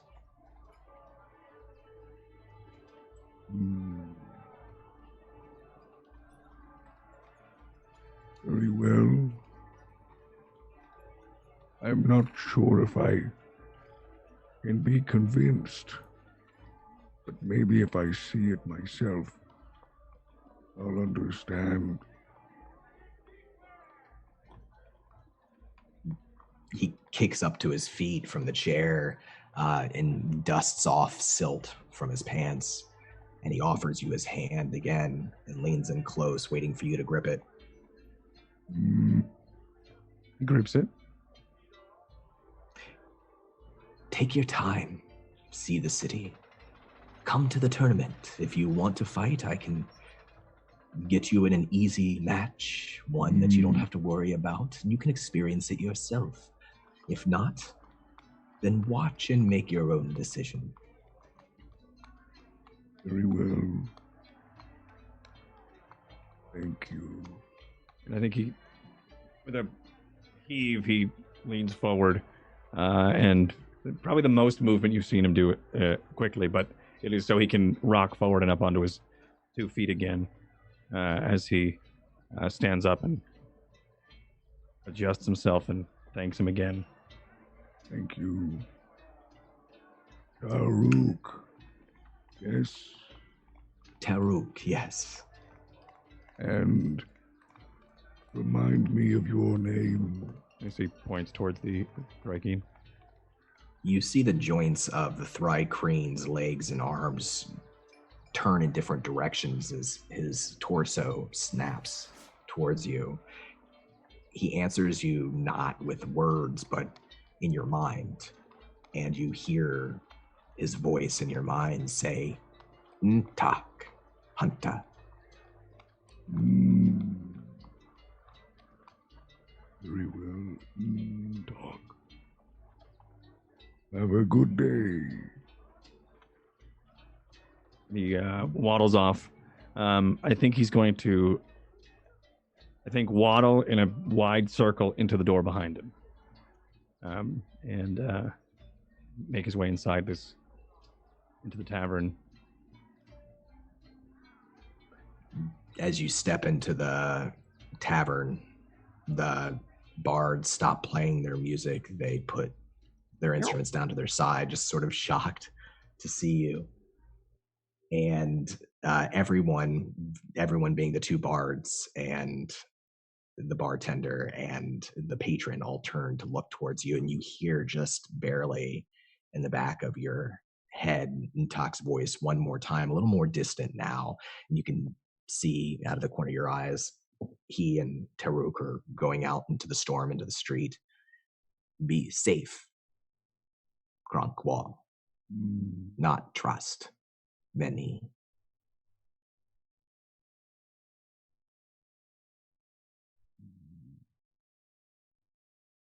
Letting some time pass before he addresses those inside the tavern.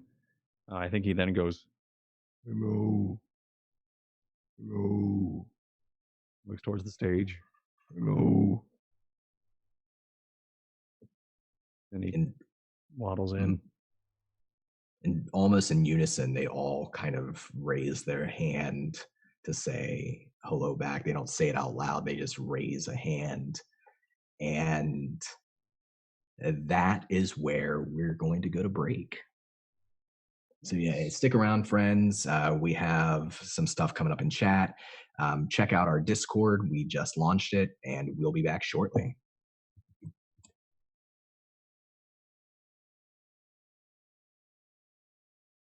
Greetings, adventurers. Today we're excited to introduce you to a new story, Dark Dice, a horror podcast that blurs the line between actual play and audio drama, where the story is determined by the roll of the dice. 6 adventurers embark on a journey into the ruinous domain of the Nameless God. They will never be the same again. One of the players is not what they seem after a doppelganger, a creature that can assume the form and voice of whatever it kills, infiltrates the team. As the players are picked off and replaced one at a time, can they figure out who the monster is before it's too late? Can you? In addition to a full-blown fantasy soundtrack with over 30 live medieval instruments and a 40-person choir, sound effects further enhance the story. Here's a quick example of what that sounds like. The shambler with the jar of liquid inside of him. Soren Arkwright let loose an arrow that cracked the glass, passing through the spine of the creature. The shambler still managed to maintain its forward momentum, but stumbled as it eagerly tried to bite and swipe at Soren, landing near his feet. As Rowena struck the shambling creature near Soren, she shattered the canister in its stomach, sending its liquid contents spilling to the ground. With a rush of liquid, the small fetus fell too, twitching and moving toward Rowena. I am gonna punt you.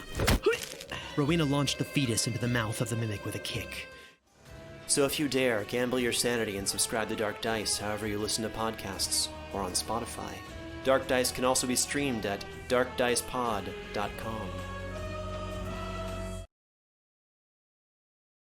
Ever since I was a child, I had to grow up on the streets, wrestling alley bears for food and fighting guards for my own freedom. It was in those streets that I knew I couldn't trust anyone but myself. The only thing for sure was that I had to find the monsters who put me there, to exact my revenge, and finally put my restless hunger for blood at ease. So is that why you're standing in the corner of a tavern conspicuously? That's something deeply mysterious and intriguing for you to find out, but I doubt you'd understand all the pain and suffering I've had to endure to— Alright then, I'll see you later. Wait, no, you were supposed to be deeply interested and ask me more about my backstory.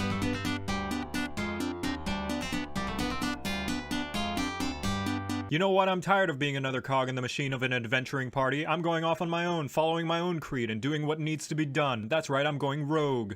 Do you get it? Rogues are the sneaky, stabby, skilly-willy utility monkeys of the Forgotten Realms, and the best pick if you're a backseat gamer since it lets you interrupt someone trying their best because they weren't doing it right. However, if you want to Mary Sue it up even more than you already are, you also get expertise so that you can upgrade those proficiencies to anime protagonist levels of ridiculous. Now I know what you're thinking, this sounds a lot like Bard, and while that's partly true, the difference is rogues aren't automatically assumed to be the comic relief. Instead, they're deep, dark, and brooding, 9 to 5, Monday through Friday, holidays excluded because who could be grumpy on Christmas? The other main difference is their unique combat feature, the sneak attack, and because the names in D&D are always inaccurate, you don't actually have to be low to the ground and covered in shit to deal the sneak attack bonus damage, but rather anytime the enemy's just not feeling up to it today and just wants to get it over with. This means if the enemy's being flanked, or if they're laying prone on the ground, or they just bragged about how high their IQ is, you know, things that would make them really easy to stab. You are, incidentally, not very easy to stab since you have a whopping 4 goddamn features dedicated to make you more difficult to pin down than figuring out if that teasing banter you had with your friend actually hurt their feelings or not. You can dodge when it's your turn, dodge when it's not your turn, dodge a giant ball of fire, and even dodge having to pay the bill on a first date. One especially unique trait of the rogue is their exclusive language thieves can't. Thieves can't what? I don't have the slightest clue, because it allows you to say a whole bunch of jargon that somehow translates into a completely different sentence. Timmy's having tea with the local blacksmith actually means let's go to the temple and steal some of the cleric's donations. Speaking of stealing, the thief archetype means you're especially fast at doing thiefy things, like picking locks, chugging potions, and hardcore parkour. Assassin makes your stabs extra stabby, and you can stab while disguising yourself as a child you saw who you can point to later and say they did it. Arcane Trickster basically turns you into a bard, except less talented or attractive, and allows you to hocus pocus somebody's wallet from 3 miles away. Mastermind is straight up Sherlock Holmes, complete with the assholery and catchy theme music. Swashbuckler won't stop bugging people to 1v1 them, and Scout, which is yet another better alternative to Ranger. Your job is to make sure everybody knows how much better you are at doing everything, because when the going gets tough, you know the party's going to turn to you one day and ask you to please pick the lock on the door to the king's castle because the bard accidentally kicked the guard in the genitals trying to seduce them. And you'll gladly show them all the skills you've learned from growing up in such a harsh and unforgiving environment that was once your home, forcing you to learn questionable means and morally ambivalent beliefs in order to survive. Just try not to cut yourself on that edge while you're at it, and now you know how to play rogue. You're welcome.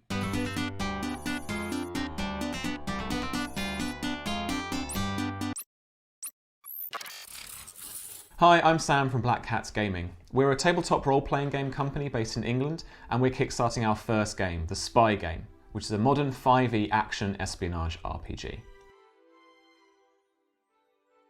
In The Spy Game, you get to peer behind the curtain of society into the world of the agencies and take your place as a world-class spy.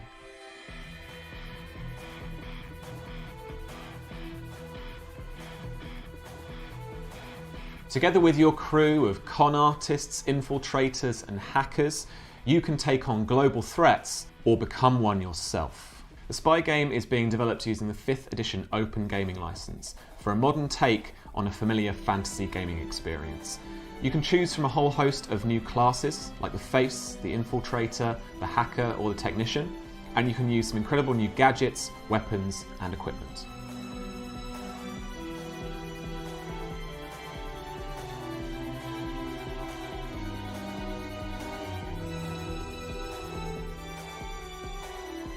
The Quick Start Guide is available now on drivethrurpg.com. We've almost finished our alpha version of the game, and we plan to release the beta version of the game to backers as soon as the Kickstarter is over, so that the whole community can get involved and influence the development of the final game. We're starting the production of this game from the ground up, so please lend us your support and follow the Black Cats into a world of international espionage and adventure.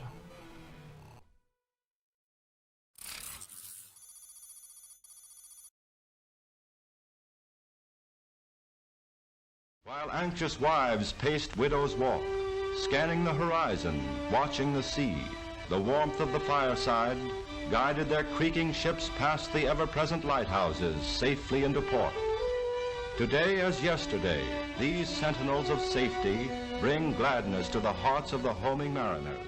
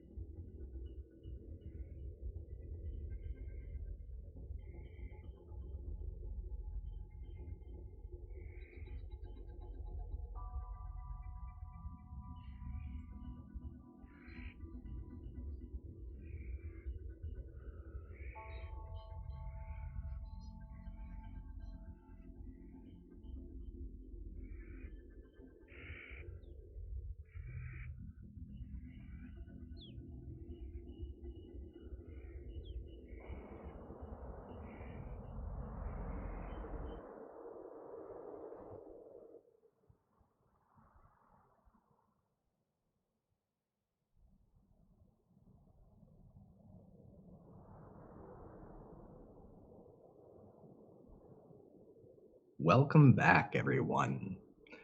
All right, so we're all together again, at least on screen.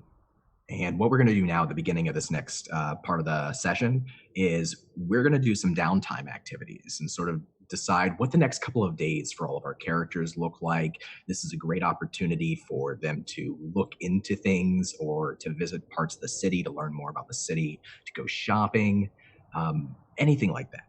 So I'm going to go around to each of you and figure out what you want to do, what you want to accomplish. We're all building towards the Grand Garden Gala. And this is a big, big political event. It only happens once every 10 years. It sort of kicks off the election season in Balic, which is upcoming. And so we're basically covering the time from the last we saw our characters to the start of the gala. So everyone has benefited from a long rest at this point, restoring all of their hit points and whatnot, as they've had multiple days worth of time to rest. And let's go around. Let's start here with Rysar. So, Toby, how do you want to spend your next couple of days? All I can say, Don, is I'm pleased I've been writing notes. It's Rysar's to-do list. So I would like to, well, on the first afternoon, still a little bit sleepy-eyed, meet, if he turns up at noon on the council chamber steps, Lord Akasha. So if he's there, I want to have that meeting with him. I also wish to find the patrician who first approached me right at the beginning of the first scene of the campaign, the one who was at loggerheads with Van. That interaction, essentially, I want to take credit for slaying his slayer, the evil defiler, sure, and attempts to, without being so crass as to ask for it, curry his favor and support in the upcoming elections with Lord Akasha. Does he turn up to the meeting? He will, yeah. So let's we'll do Lucius. We'll do that at the end. Okay. We'll figure that out at the end. For Patrician Nikas, which is what you find out the man's name is. You have to investigate, talk to the guards, find out who he was, and you can go to his home, which is small. It's not, a great house, but it's an opulent little villa in the Villa District. And when you find him, he would be just stuffing his face with dates and olives, finger food. He lets his servant do most of the talking for him. Mm-hmm. And what's Rysar's goal here? It's to convince him that he found the boy. Oh, absolutely. And saying this is can be backed up by a Gulag, I think, the half giant who was there, who I won the social encounter with. So essentially having planted that poor the body there and claiming that was the assailant, and slayed the foul defiler in protection of the noble patricians' safety and life, etc. Great. And we'll say that the gate guard, Gulag, even goes with you. And because you were victorious in your social encounter with him a couple of episodes ago, he bought your story. He did what you asked, without at least voicing further suspicion. So he will support your argument to the patrician that, yes, this is absolutely what happened. The matter is closed. We're sorry you were inconvenienced. And again, the patrician isn't doing much talking. He's eating. He kind of pays half attention to you. It's his head servant, which is a short, bald, well-dressed dwarf who does most of the talking. And what I'd like you to do, Toby, is make me a persuasion. Well, no. Make me a deception check, because this is not the truth. But I will give you advantage because Gulag, who is a gate guard, is supporting your position.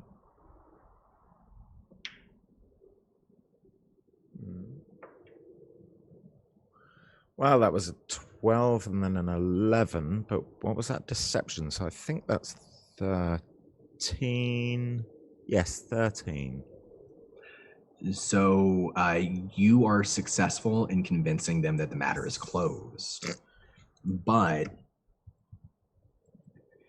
you get a sense from the dwarf, though they won't tell you who, that they have yet to decide if they will support you in the upcoming election. Now, it's actually kind of rare for a sitting praetor to be challenged. Usually praetors die or are executed because they have displeased Caesar, or they move on to a different high praetor position if they can curry enough favor, or they leave the city entirely.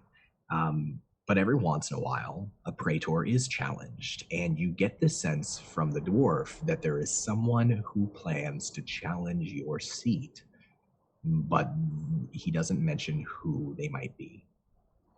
Am I able, at any point during this interaction, quite possibly as I leave, to overhear them? So if I were, for instance, to have some sort of listening in ability, Yes. as I leave, I'm just sort of, they'll think I'm far away enough to be out of it. Absolutely.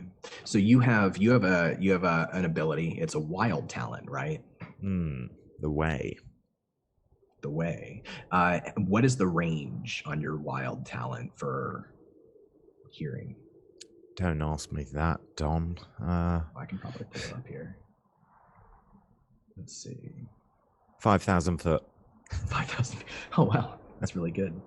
Far hearing. 60 feet. 60 feet's sizable. You can be a room or two away. And the way that this works is that you think of an image. You think of a place within the room that you want to hear from. And all of a sudden, what you hear it's as if you were standing in that place instead of where you're standing. So I'll allow you to roll me a perception check with advantage.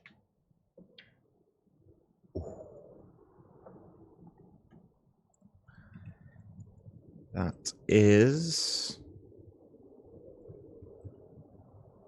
dirty 20. Okay.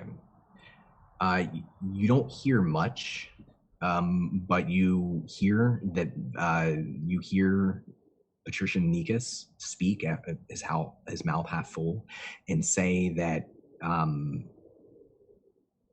there's no way that he's going to support you. They're going to go with, you think the man's name is Jonah or Jonas, because he's popular and they believe he's going to win. Okay. If I may, just with the way that I use the way, because of the nature of the talent, it will be in my mind a sandstorm begins to descend, and then it's within the eye of the storm and that quiet place that I'm transported to, where I'm listening into. And I'm surrounded by silence, and then I can just hear the whispers, and then I'm back with myself. And I give a little and continue on the way out with my half-giant friend. Jonas or Jonah, yes? Mm-hmm. Oh, he's taking a trip to the old basement, isn't he? Joking, not joking. I would also like to, while I'm not with the half-giant, just double-check the results of that gladiatorial fight that I put the wager on. Just double-checking, because making sure that he didn't lie to you, Gulag didn't lie to you. Sure. If you look into it, you will find out that he told you the truth, that it seemed like the halfling had figured out a way to fight the beast, but they tripped. They tripped over their own ankle in the sand, and that one small mistake, in an instant, it was over. Fair enough. I mean, if anyone's talking about any potential chance of foul play or wizardry, I'm going to listen into that, but I'm not pursuing it too much. It's just out of curiosity rather than... I think rumors of defilers aren't super common, but are common enough that people are on to the next news story. It's been a couple of days, and there's the rumor about the Akasha, House Sereno's great ship, being attacked and almost destroyed at sea. There's all kinds of rumors about praetors and high praetors that may resign, or whether or not anybody's going to be challenged. There's the damage from the recent sandstorm and people trying to fix their homes and fix their businesses. So the news cycle has moved on, and no one's really talking about the boy. Okay, I'm keeping my ear to the ground for anything else which has come up. And I would also like to, and this is probably in the morning before I even, I want to disguise myself as the old man assailant who came into my home. Okay. And I'm going to do this in the safety of my home.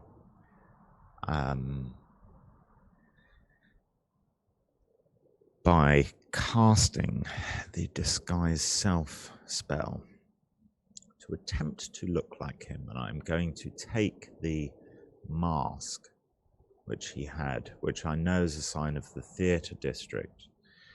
And I'm going to stroll around the theatre district a little while, and specifically I'm going to stroll around the local praetor Thelonious, who is the praetor of the theatre district. And maybe see if I see him around. Do you have a means to fix the mask? I do, actually, because the disguise, unless, correct me if I'm wrong, I guess it depends how you play it, but with the disguise self spell, I would be able to create the illusion I'm okay with that. Of it being actually not cracked, basically. Absolutely. So roll me, let's call it an insight check. 17 on the dice. I'm getting some good ones. So, disguised as the old man, and pulling it off pretty well with the help of magic. 18. 18. You move around the theater district. No one seems to recognize you. You do notice that there are a few shops in the theater district that are selling identical masks. And you're, from this area. It's in the Guilders precinct, so you live pretty close to there. And you know this is a shop that sells costumes and whatnot, but you've never seen them have this many ceramic masks made before. And there's literally several shelves of these masks. And most of the shelves are empty. They've been purchased. Finding the praetor, not successful. It's possible that he's spending time in the government buildings. You know that it's very likely that he will be at the gala itself. Okay. I want to find out as much as I can about this Jonas. Just putting ears to the ground. I don't need you to tell me now. I'll tell you this with that insight check. you putting ears to the ground, you don't hear of anybody named Jonah or Jonas, but you hear of a man named Jonah. People talk about him like he's a miracle worker. He helps the poor. He has given everything. The rumor is that he used to be a merchant, a wealthy merchant. He gave everything he owned to the poor, and he works tirelessly for them. This is like the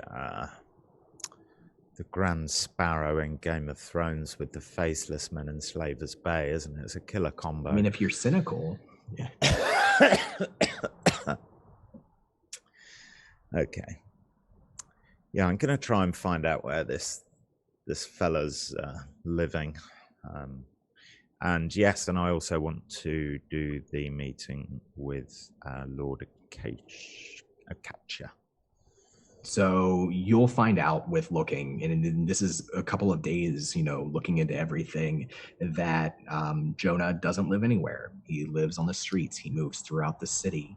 He doesn't announce his presence ahead of time. He just shows up and does good work.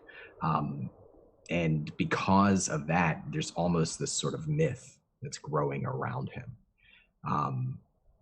But Lucius we'll say, turn up at noon. Here's my question before we do this. Would Merula attend the meeting with Lucius?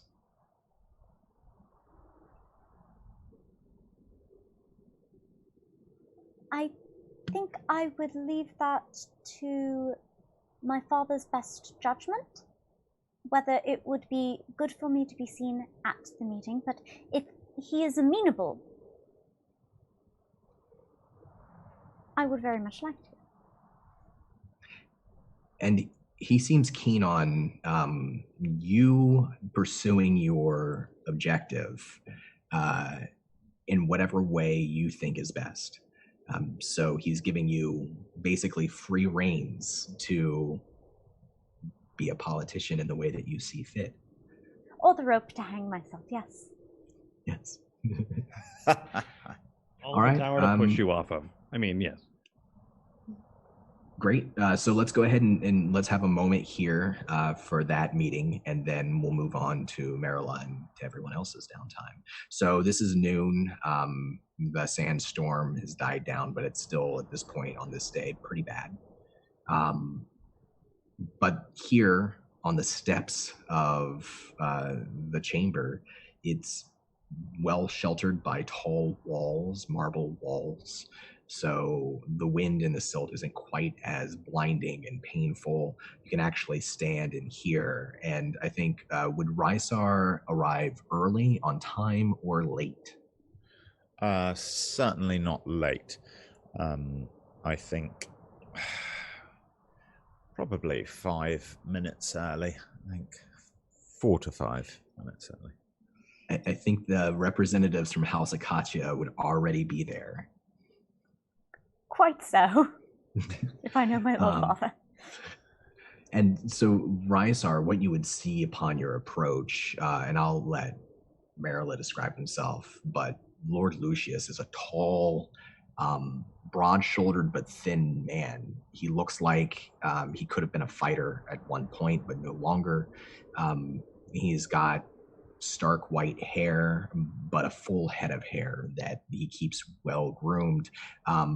It's a little bit messy, of course, because of the wind, but you can tell upon approach that he still took time to groom himself, even knowing that he was going out into the storm and it would last. And he stands with his arms behind his back in a perfect posture, just staring down, waiting. There's not much of an expression on his face, but he would notice Rysar's approach and watch that entire approach. Sam, how do you think Merula would be in this scene?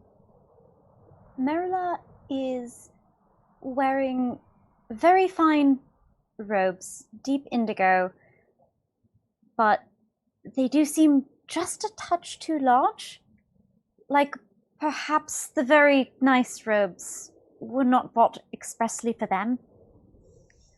But there is enough there that they can very well wrap themselves against the sand and the wind, so it works to their benefit. They are a little bit behind and to the side of their father at his right hand, and they are not copying his posture. That would be much too presumptuous. It is a little more attentive and a little more submissive, but equally impassive, or as impassive a face as Merula can manage, which is about 3 to 4 ticks below Lord Lucius. I love that mental image. Rysar, that's what you see, along with a little bit of silt blowing in over the marble walls as you approach. Lord Lucius, Lex Merula. I did not expect such an entourage. I hope you have not come too far out of your way for this brief meeting. I hope you are well today, my lord. With whatever the bow. Would a bow be appropriate from a praetor to a patrician, or? I think so, for a head of house, maybe. Well, I mean, it's up to Rysar, of course. We wouldn't say but, no. There's a lot of influence, right? They have a lot of influence over voters. Rysar would certainly do the politically appropriate gesticulation. So I suppose a bow. Lord Lucius does not bow, but he does answer you. It's windy. We could have done this at our home, praetor. Forgive me, my lord. I was in a hurry. Many things were weighing on my mind and are indeed at the moment. I only wished to offer my thanks for the aid given to my investigations and work by your house in the form of your very able Merula here. I also wished to, in gratitude, offer my services to you and your house in any way that I might be able to. Without being crass, I hope you will consider that I owe you a substantial favor. That is essentially all, my lord. I do not wish to keep you any longer.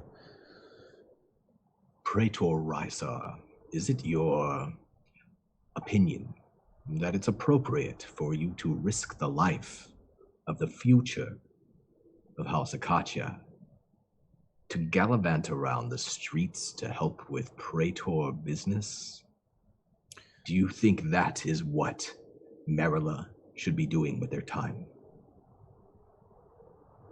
My lord, of course you are correct. It is the praetor's place not to instruct patricians or luxes or lords or ladies in any realm. However, as a servant of not only your fine family, but all of the fine merchant houses and families of Balic, under, of course, Caesar Androponus, I am but a servant, and if one insists on offering one's help, I think it certainly politic to thank the house in question for the help, which was not asked for, of course. That would be most out of place. His gaze slides slowly down to Merula beside him, and then back to Rysar, and he says, "Very well, praetor, your apologies are accepted. Merula, what do you think? Is there anything the praetor can help our house with?"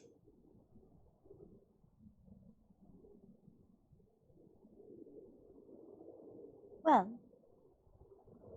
certainly there is a tremendous capacity for investigation that I've discovered in my Lord Praetor. And perhaps our family could use such an investigative mind. After all, so many of us have befallen accidents. It would be good to put such a mind toward seeing that that does not happen any further.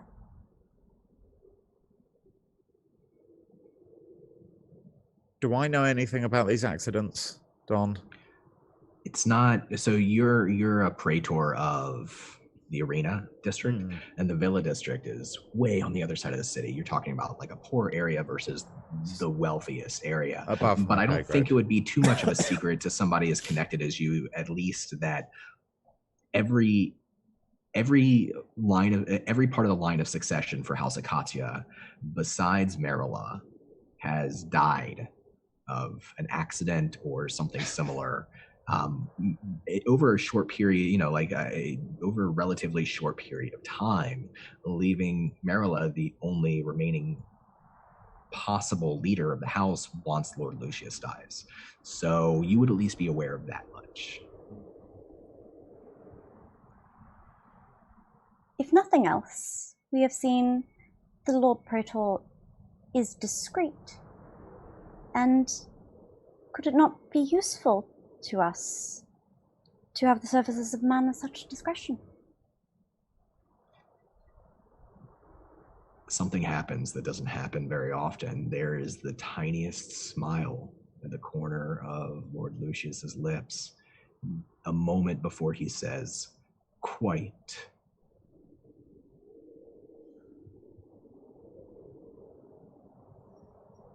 My noble masters of Balic, I will do all within my power to protect your good self, Merula, and of course your good self, my lord, and root out any wrongdoing that may be affecting your house. I'm pleased I am able to repay the debt I feel I owe you, Merula. You are far too kind, Praetor Rysar. But it is terribly generous of you to offer your services to our house, if my Lord Father should accept. I accept, on one condition. Merula, I would like for you to coordinate these investigations. You will be entirely responsible for everything. Thank you, Father. I shall endeavor to undertake this with all of the responsibility that you entrust in me. Very well. Praetor, was there any other business? I would not dream of keeping you any longer, my lord. Quite. And without saying goodbye, because he never does, Lord Lucius begins to descend the stairs into the windstorm, walking down away from the government buildings and back towards the edge of the area in the direction of the Villa District. Lux Merula. My Lord Praetor, I look forward to our future meetings and coordination. Yes, as do I. Now it is election time. I must away. Of course. I put the wet cloth, the elven cloth, which is used to, and off you go.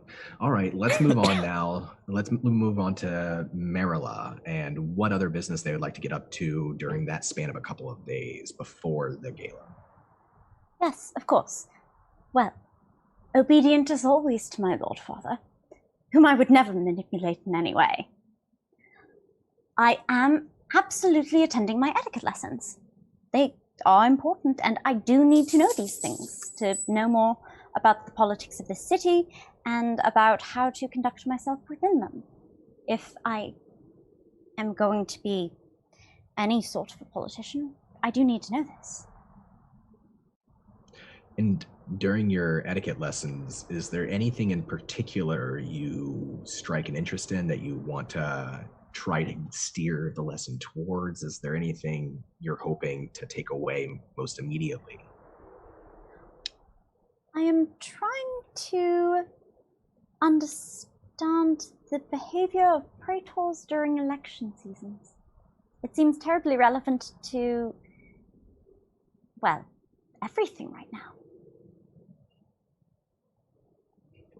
Okay. Roll me an intelligence. Let's call it a history check.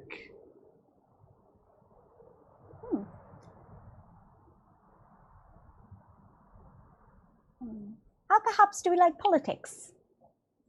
Politics works. Yeah, absolutely. 15 plus 19.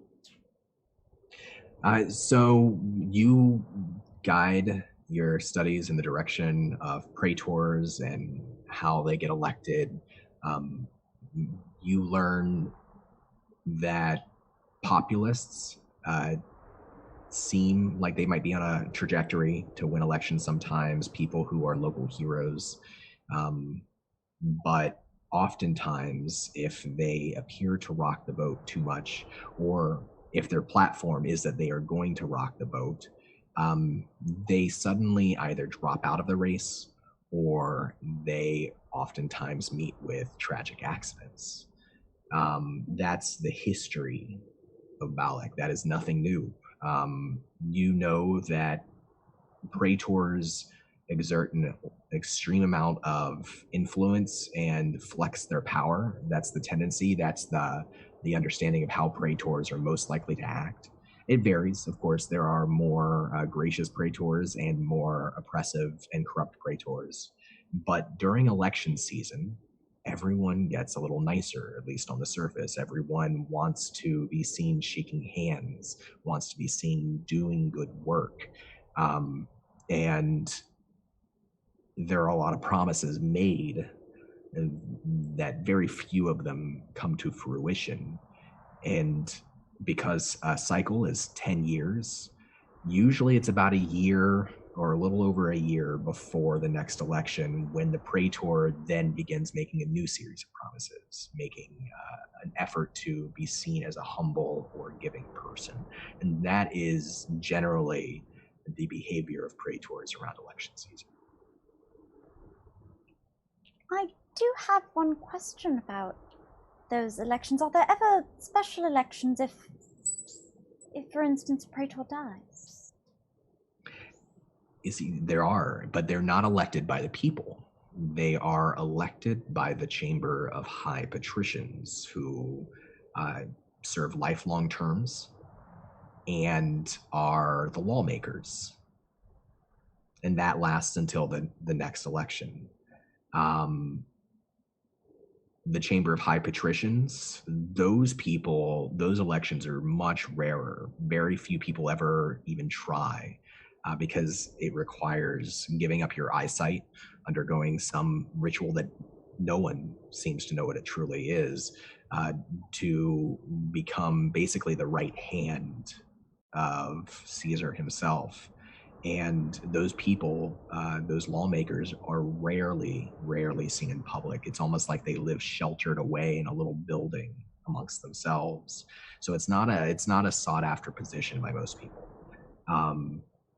I will also give you with such a high score.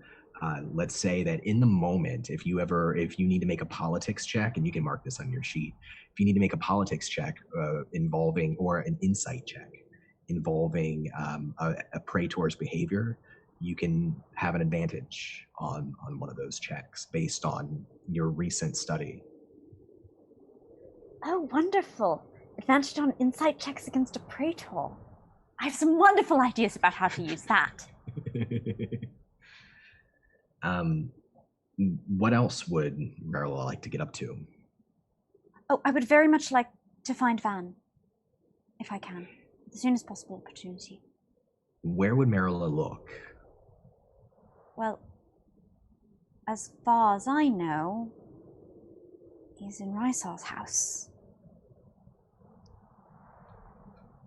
How would Merula go about snooping? Not by myself. I send my bird, Corey, to observe, while I stay fairly distant from the murder man. So, doing so, using your bird and looking through your bird's eyes, this is something for you and for Rysar. Van doesn't come back the next day as he promised Rysar. And the bird doesn't see Van in the house.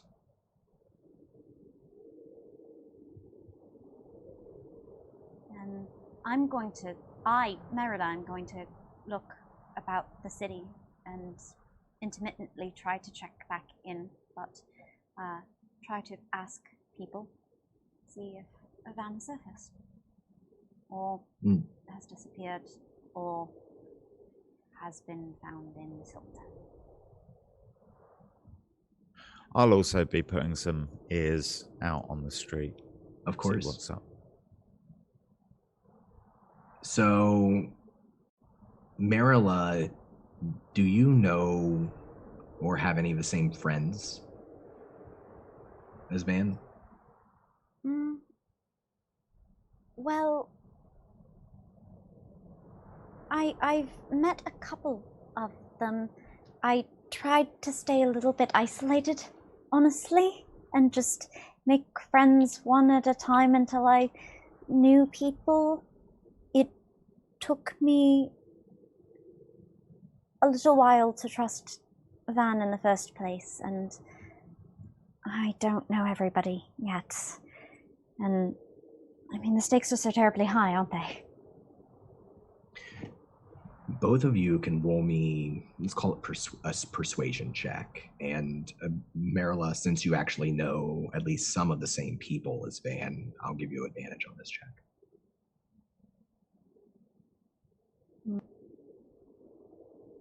14.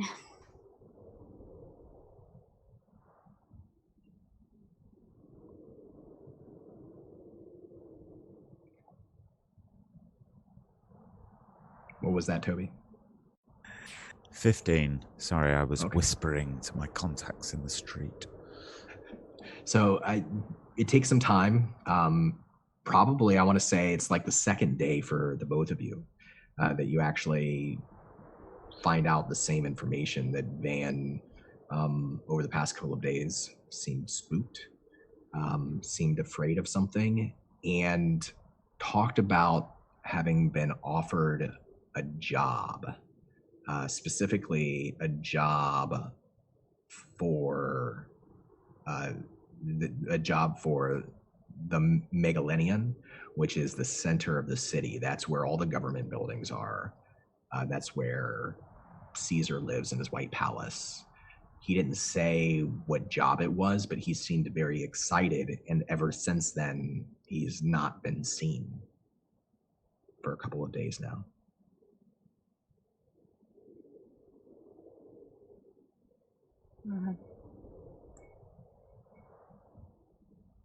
Well, the important thing is he's alive and probably. Well, it seems Rysar didn't kill him. Probably.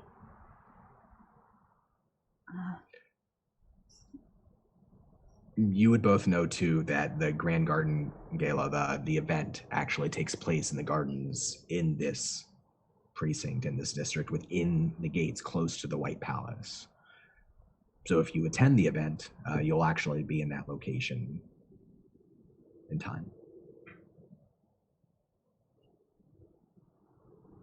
I know that he has an affection for gardens, I mean, obviously. So I suppose I have to trust that I will meet him there, and instead focus on anyone who might do him or his colleagues in the arcane some harm. Is there anything specific that Merula is doing in that regard before the event? Is there anything else they want to get up to during their downtime over those couple of days? It may seem a little bit boring to outsiders, but it is a lot of bird shadowing of praetors. They appear just to be zoning out in a lot of different places. And we'll say too, for everybody, that between this session and next session, take a look. There's documents we have for like shops and items. If you want to buy anything using your character's resources, feel free to take a look and say, oh yeah, I wanted to grab this. We'll say that can all happen during this downtime too. And you would notice, Merula, that Rysar is busy during this span of time. I mean, he is all over the city talking to people. And probably, I don't know if it would seem strange or not. I don't know how much connection Merula's had in the past with praetors, but he certainly seems to be investigating a lot of different people and talking to a lot of different people. That seems consistent with what I'm starting to learn about praetors in election season. I mean, I imagine if the populace disappear, you probably have to investigate them before you disappear them.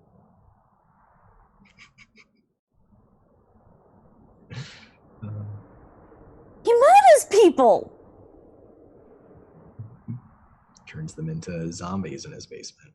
Well, I don't know that part. I only know he pushes them out of towers. That would be wholly new methods of homicide. Great.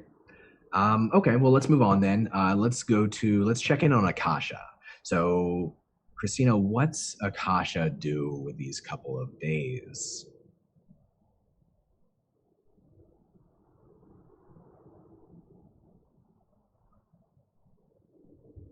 Bye-bye.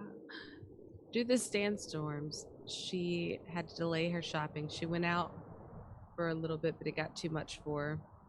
She popped into the hovel while she was in town and realized that Turtle was not there. And so she figured maybe he went out. So she went back, and the next day she's back into the town and she's doing her shopping and getting fitted for her dress for the gala. What does the dress look like? Because I think Lord Atlas is going to make it to spec, right? He's going to make it exactly, because he's really hoping that she's going to run for office. So he would go above and beyond. It's fantastic. It's got a gold chain, and it sloops down, and it's blue, and it drapes over, so it comes off the shoulders, and then it kind of flows a little, and it connects from her wrist under and around her back like wings. Amazing. And it's floor length, and it flows. But it still needs to be taken up just a little on the left. Yeah, if you could just... No. I just really want my dress to be perfect, and bad things always happen to me.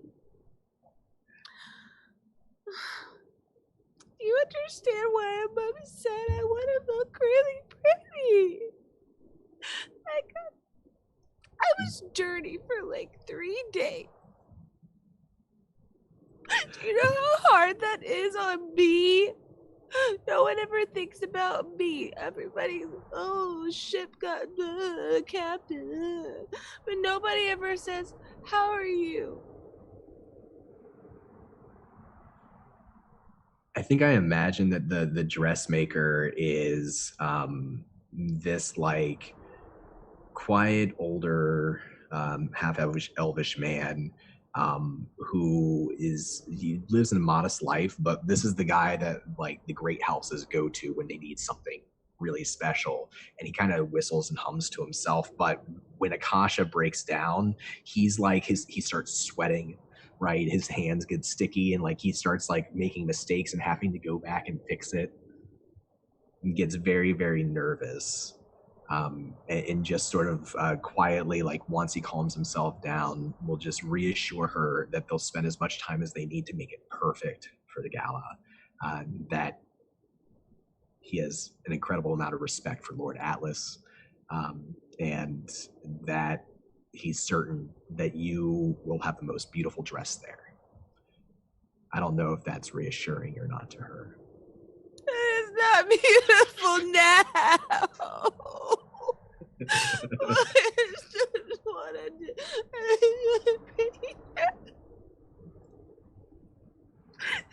Why are you so mean to me? This poor old man. He does his best. Roll me either a performance or a persuasion check. Performance if this is a show that she's putting on. The natural one.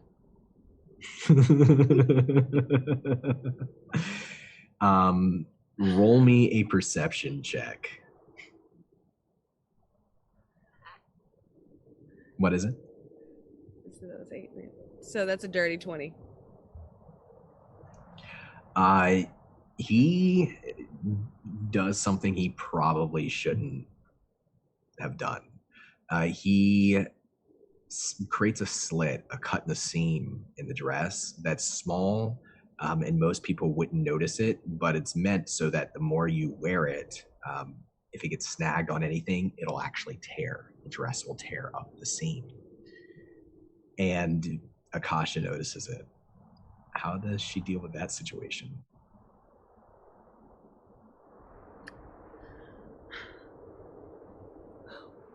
We have spent so much in this shop. We've come to you for birthdays. We've come to you for balls. And you try to sabotage my dress. You try to... No, we mustn't hurt him. We mustn't hurt him. Leave him be.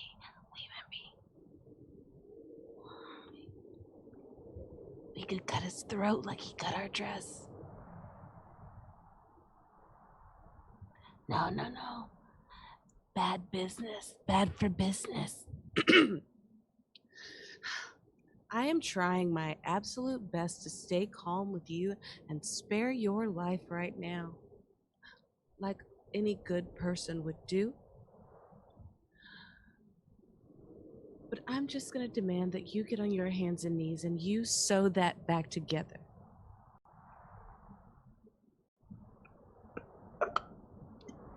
He tries to get out words and he can't. He's just kind of choking with nerves, and he gets down on his knees and cleans his hands, wipes the sweat off of them onto his own clothes, and immediately gets back to fixing the dress. And I'm not going to make you roll for that because you're I'm scared shaking. yourself. Right, yeah, that's right. Good at it. But yeah, he does. He apologizes with just a couple of words because that's all he can get out, and he fixes the dress. And to his benefit, it is gorgeous. It is unique. It is one of a kind. You see, that was all you had to do in the first place. This was all I wanted. I didn't want to get upset.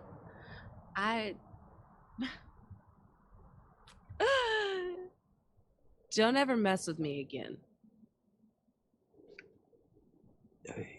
Yes, my lady. Yes. And once the transaction's complete, you have the dress, and he has a person who will deliver it to you in perfectly tended so that it doesn't get silt or sand on it during the storm. He excuses himself with a couple of quick bows, and then he goes into the back room of his little workshop, and you hear the door close.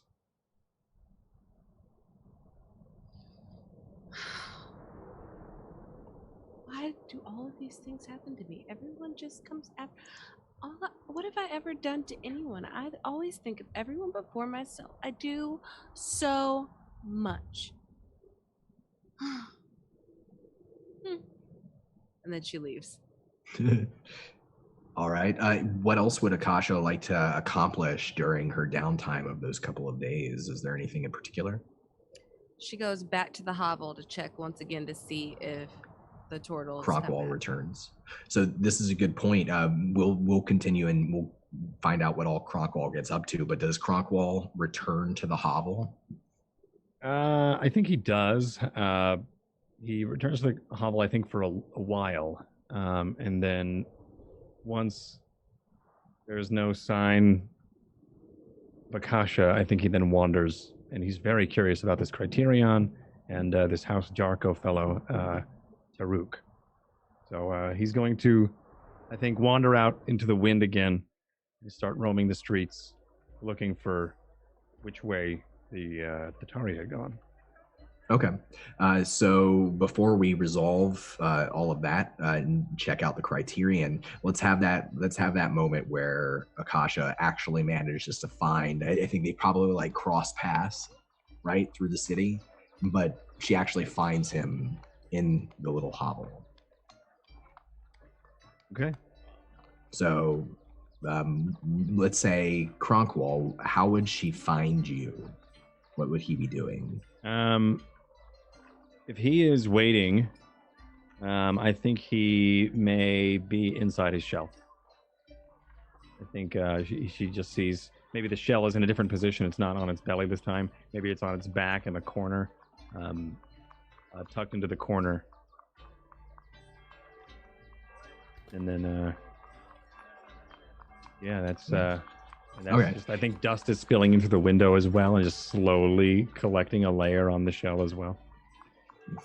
Through the cracks in the wall and whatnot. So Akasha, you find Kronqual in his shell in the hovel. How is Akasha dressed? Is she dressed as Akasha today, or is she dressed as Legaire? She is dressed as Akasha. So she's wearing robes. She's got the hood slightly up, and she walks up and taps on the shell. Like she knocks on it. Hello? Hi. Akasha. As his head slowly starts to, crown out of the shell. Oh, you're here. And So are his you? arms start to what's the word I said earlier? He starts to come out of his shell. I can't think. My brain is mush. Go on. What were you saying? The truth. What did you say? Akasha. Hi. So you see him there, and there, just to kind of paint the scene outside, the windstorm has gone. This is like a day or past the windstorm. Oh. It's very busy outside. So Akasha, you probably had to. Are you inside the building? Or are you sneaking in? You're pretty protective of this place, right? Mm-hmm. So that's why I pull my hood up as I start to creep into the doors, and then I take it off once I'm inside. Where were you? Do you remember when we peeled those faces? Do you remember that? We were like, nah. It was like, oh, face. In the metal place? Yeah. Was that a dream? Oh. You were in my dream, yes. You were in my dream. That makes sense. And that confirms we were walking away. But if you remember it and I remember it, I remember it wasn't a dream. That was real. Yes. Way is kind.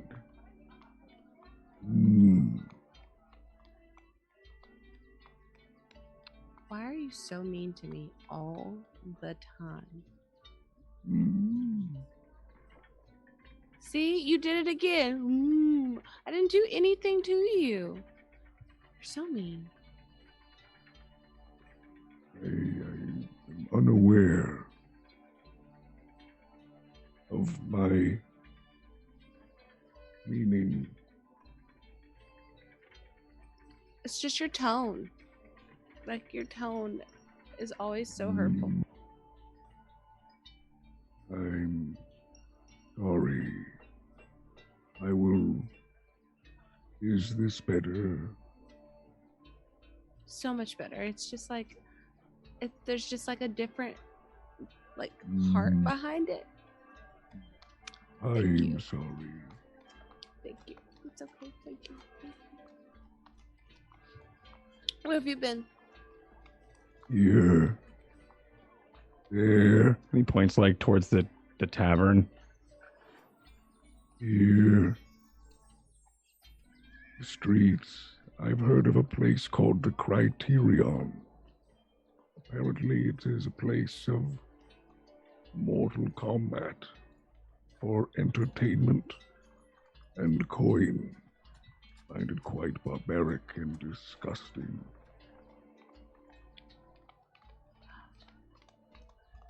They want you to fight? A man named Taruk wishes my attendance to the Criterion. Yeah, Akasha, you would know Taruk. So Taruk is House Jarko, one of the great houses of Balic, has houses and stations in many cities. And in all the cities, they are very focused on gladiatorial combat. In Balic, they also train and operate all of the theaters and poets and bards. And Taruk is an ex-gladiator, Terry, a ratman, of great renown in the city, who is the representative, the head of House Jarko within your city. So he is head of a lesser great house, about the same level of influence as House Sereno. Ugh. Do not like him. Why? Well, I mean, he tried to make you fight, and he's just, he has a terrible tone. I don't like it. And I don't know, not a fan. I'm not a fan of this Criterion either, but I do wish to see it for myself, I think.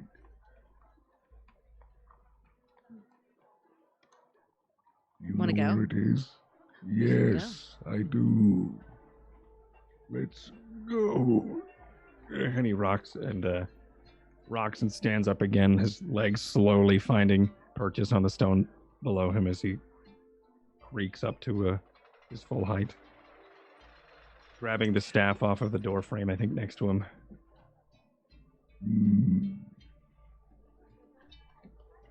So the both of you, sorry. Right. So the both of you were going to travel together to the Criterion. Has Akasha ever been before? She's been a couple of times. She went with her grandfather. It was a business meeting, and he took her along just to kind of observe. And other than that, she's just gone once for fun. Would Akasha attempt to enter through like the noble entrance where the wealthier people sit and watch from higher up and on one side, or would she try to enter from the more common area, the lower of the stands? Oh, she's going to enter through the noble entrance and make an entrance. So as she walks in, she's going to do a very loud, "Hello! Hi! Oh my, hi! It's so great to, friend, so great to see you. Oh, talking to people is so exhausting. Hello. Hello. See? Hello. The graciousness of all of the patricians that Akasha's given, bearing her station, and the fact that she acts as an advisor for a lot of them. She is up in everybody's business at points. Turns to curiosity, and even inappropriate curiosity regarding Kronqual. There's beginning to become a little bit of a crowd. You can see Kronqual beyond this entrance hall, a great archway, and beyond that archway just stands and stands of stone, half covered in midday shadow, half covered in the light of the dark sun spilling down above. And you can hear the sounds of trumpets, other music, the roar of the crowd. It's packed. The Criterion during the daytime is almost always packed. There's almost always something happening. And you said they're being uncomfortably like forward. They're starting to gather around it. It's a little hard to get through because they're all greeting Akasha and then greeting Kronqual, and multiple of them come up and try to like grab your hand, Kronqual, and like forcibly shake your hand. There's about a dozen nobles, we'll say, gathered. Hello. Hello. Hello, they are very kind here. Here's a question I have. Would Merula or Rysar have any reason to visit the Criterion in these couple of days? Yes, because it's good for elections. So Rysar and Merula, would That's they... on your district, isn't it? Rysar? Yeah, he's very involved with the Criterion. Would Merula have any reason to be there? If reason, no, not particularly, but they are making themselves generally acquainted with the city. So they have a small excuse to be almost anywhere at most times. Perfect. Let's say then, let's ask then, so as Kronqual and Akasha are entering the arena, the seats up above, where would Rysar be? How would we see him introduced in the scene? Well, it would depend, because he'll be the sort of officiating local person in the royal box as much as possible, especially in the run-up to the election. If not, he'll be close to the sort of equivalent of the royal box. Yeah. And let's say that it's like between fights right now, right? They're gathering the next group of gladiators out. And so this is equivalent of like a baseball game, right? Here's the time to go get a drink. Here's the time to go mingle with the other nobles, in the hall there behind the box. And as you're entering back into the hall, you see a small crowd of maybe a dozen nobles gathered around Akasha and Kronqual, who you have met several nights before under interesting circumstances. I will be quite secretly pleased to see them, and I will shout quite audibly from after I get to wherever I'm seated or stood, largely for the people around us as much as to Kronqual and Akasha. I call out, Kronqual, my sword brother Tortle, and Lady Akasha, a famed miracle worker. I hope you'll do me the honor of joining me to watch the next game. How good to see you. Come up. Don't let those patricians bother you. Clear the way there. Clear the way. Excuse do the odd me. little. wink at the patricians because You are the being nice. praetor too of this area, so no matter how great the patricians are, none of these are high patricians. None of these are head of houses. Akasha is definitely the most influential person that in this central group here that's cluttered around Kronqual, and they listen to Rysar. This is his position. A few of them shake their hands one more time with Kronqual. They're all very gracious, Kronqual, but it's that feeling when like somebody doesn't want to let go, right? Like their face is a little bit too close to your face. Their smiles are a little bit too big. And that grip, that hand grip, there's something almost hungry about the way that they shake your hand. But they do pull back away from you as Rysar calls over. Hello. Hello, old friend. I'm pleased to see you got away from that scrape we got in defending the good citizens of Balic against those foul nether-dwellers. How are you? I am fair. Good. Covered in silt probably from 2 days ago. Come up here. You look as fantastic as ever.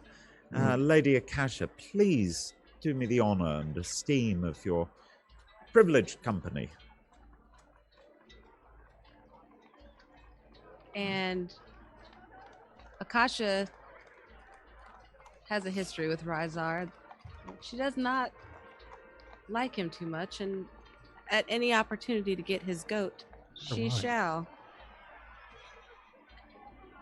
I would love to join you. It's just so important for me to make connections these days, you know. Oh? Oh, haven't you heard? I'm running to be a praetor. Are you, Lady Akasha? You would do the city great justice and honor with your presence as a servant of the good, law-abiding citizens of Caesar Andropolis. Come up, share some water with me. We can discuss tactics. I know, maybe I could even learn to steal your seat. Yes, well, you wouldn't be the only one after it. Come up, have some water, please. My pleasure. And Rysar's sort of just looking around and sort of seeing if it's having the desired effect on the assembled nobles. He very much wants them to know that he's in with this Tortle and the miracle worker, Akasha. Yeah, there's a lot of energy right now. They're all kind of in smaller groups, but like leaning over and whispering and like trying to not look at you, but they do. There's a flutter when Akasha announces that she intends to run for the office of praetor. There's a flutter when you invite them, and then even after she announces her intentions, you still invite them, and they're still talking about Kronqual. Are the three of you going to the royal box? Is that the idea? Mm-hmm. If that's doable, yeah. Kronqual? All right. Yeah. In tow. So let's go back to Sam here. Merula, do you want to have observed this?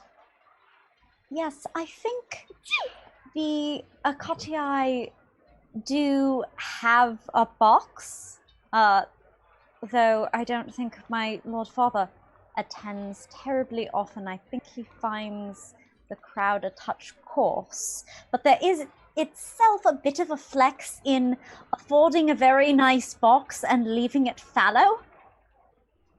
And that does seem like the kind of flex that the Akatii would very much do.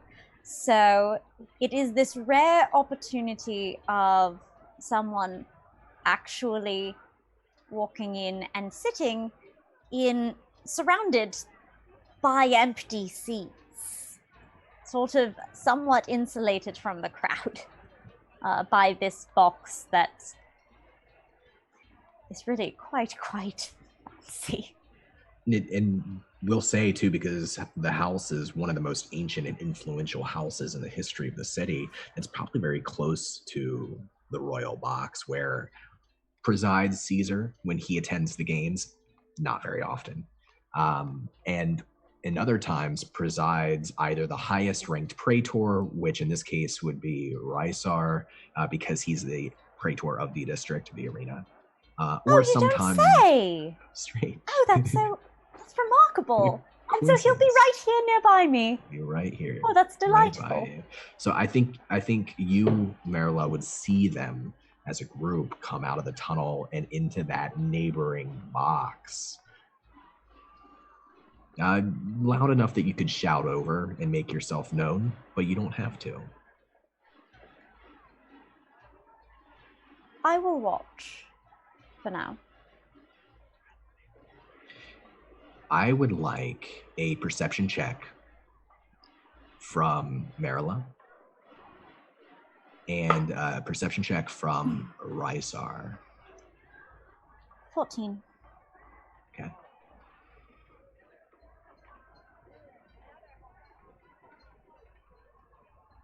Did you say from me, Don? Sorry, it cut out there. I would, yeah. Yes, he said from the scary murder man, but he pronounced it Rysar. It's just easier to say, Rysar. Shorter. I got perception. What? 21. Ooh. So as the three of you gather in the royal box and a new game is beginning below, the crowd is stomping their feet, they're cheering, they're ready for what's going to come. And both of the great gates of the floor, the sandy floor below, are rising. One of the gates wide enough so that beasts can come through. And sometimes fights in the Criterion are between men and gigantic beasts that are captured in the wilderness. The smaller gate opens up and you can just make out a few figures there behind the gate. A group of people, not a single gladiator, it looks like. Merula, you see amidst the crowd in the common seats below, moving, ducking their head, the dirty hair and nicer clothes than you've seen them wear before, a van moving quickly through the crowd, just kind of squeezing between bodies down below. Rysar with a 21. I'll say that you notice both Merula in the box off to your side, House Acacia's box that's very often empty, which I think is probably a very sore spot with some of the other praetors and houses.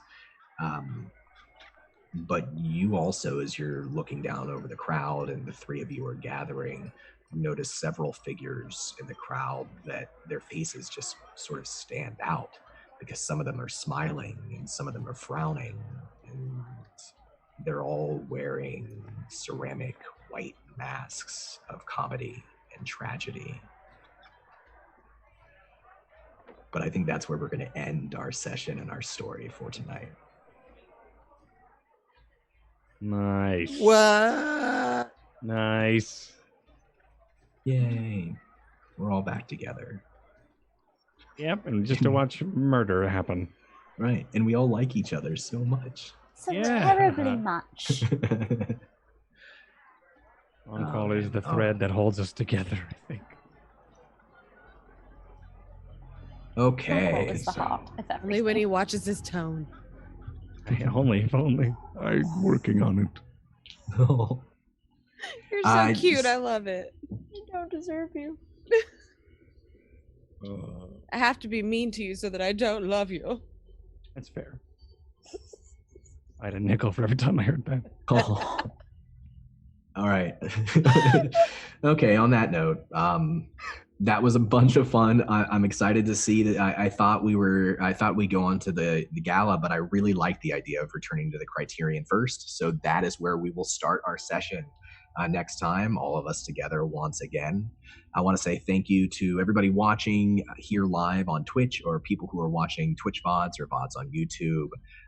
It means a lot to us. Let us know what you think if you're having fun. I also want to say thank you always to our moderators who are helping keep our chat a fun, safe place for everybody.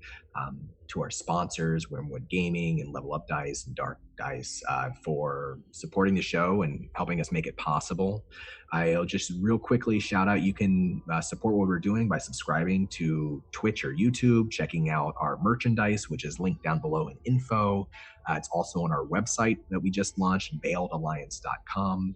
And I think you've probably seen it in chat, but if you're watching this on VOD, we just launched a Discord. So you'll see the links down below in the description. Please check out the Discord. It's a spot where you can talk about theories, or you can just hang out and talk about Dark Sun or D&D. I've put version of our player guide or campaign guide for this on the Discord, and it's pretty sizable. So it's got rules and setting information. If you hear a name, you can actually go find out a little bit more about that person, things that the public would know. And you can also get a look at like our social encounter rules and things that didn't exist previously, and some of my favorite Dark Sun 5th edition supplements that I've found from other people and other creators, awesome people in the community. That's it for that. I want to go around and do our cast outros. First off, we do the way that we do leveling is milestone here, and this, after our 4th session, you will all level up before session 5. So that will put you at level 4. It feels good. Feels good. Level 3's kind of squishy, so we're getting there. But yeah, Cast fireball. Fireball. Let's go around and find out how you're doing, if there's anything you are thinking about the episode, or if there's anything you want to let us know about, anything cool that you're up to. And let's start with Sam. I have no idea what's going on with all of Merula's intrigue. I doubt they do either. They're making moves and things are happening, and I have always believed that if you stack enough bad ideas on top of each other, they become a good idea. And oh boy, Merula is testing that theory. But I also do that, frankly, throughout the week on streams. You can catch me all over the internet. I'm going to be on games, I think every day but Friday and Saturday this weekend. You can find my Twitter for more details.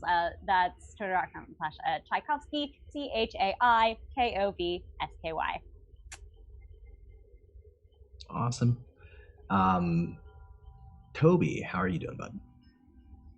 Very good, thank you, Donathan. Thank you for asking. I'm having a great time in Veiled Alliance. Rysar is definitely, if he doesn't get re-elected, going to just become a necromancer, breeding salty mummies in the basement, and then maybe try and take over from the sorcerer-king with an army of mummies. So that's all fine. It's win-win, basically, win-win. It's good to have hobbies. Yeah.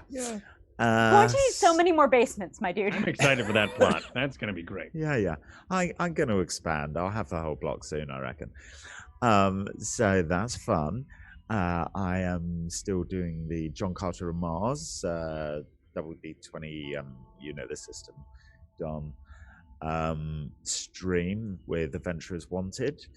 And yeah, I think that's it. I had something really funny to say, forgotten it. Got carried away with the mummies. That'll do me. As always. Always. Cool. Cord, how are you doing? I'm doing great. I really enjoyed tonight's session. I really loved diving into Athas and Balic as well, and also pouring myself into a shell for a couple hours and being Kronqual. My name is Nnn'tak, or Cord. You can find me over on twitch.tv/Nnn'tak, where I stream sometimes. I do a lot of Star Citizen roleplay. So if you like immersive, cinematic roleplay content, look no further than twitch.tv/Nnn'tak. Also, you can find me over on twitter.com of the same name, where you can see what shows I'm in when I'm on them. Tomorrow, I'll be over on Table Story. We are premiering a new show called Gone. It's a really cool show that I can't talk much about because it's going to be a lot of cool surprises. So definitely check it out tomorrow. And that's going to be at 4:30 PST. Sorry, 4:30 p.m. EST is when that'll be. That's 4:30 p.m. EST. All right, so I'll see you then. Thank you very much. I can't wait for next week, and I can't wait to level up. That'll be a lot of fun. Awesome. Yeah, I'm looking forward to next week too, and everybody being together again with a little bit more knowledge, but there's a lot more to learn. Christina. Oh. Hi, I'm Christina Ariel. That's not my last name. It's actually my middle name. Huh? Yeah, you can hear me? No? No. Yeah. My name's Christina Ariel. That's Krystina-Arielle. And Ariel is not my last name. So when people are like, hey, Ariel, it's not last name. Anyway, but yeah, hi. This was really fun. And it's really nice to be able to throw a tantrum. It's very therapeutic. I really, really enjoyed that. And I got you done. But I'm really excited about this and all the storytelling that we have. I will be on Dragon Talk on March 13th with Greg Tito and Shelley Mazanoble, who is my reality TV soulmate. And also don't forget to catch our producer Role Players TV on Twitch Prime show on Thursday at 4 p.m. PST. And other than that, keep watching our show and downloading the things and all of that, because we like creating this for you and we hope that you enjoy it. Could I do one more, Don? Sorry. Can I just give a little shout out to our main man at Dragon Plus, Matt Chapman. Thanks for being our players, Matt, and everyone Yes, thank you, Matt. I was really excited to see that come out and had a great chat with Matt. Right around the time we were a little bit before we launched the show, so it was really cool to see that.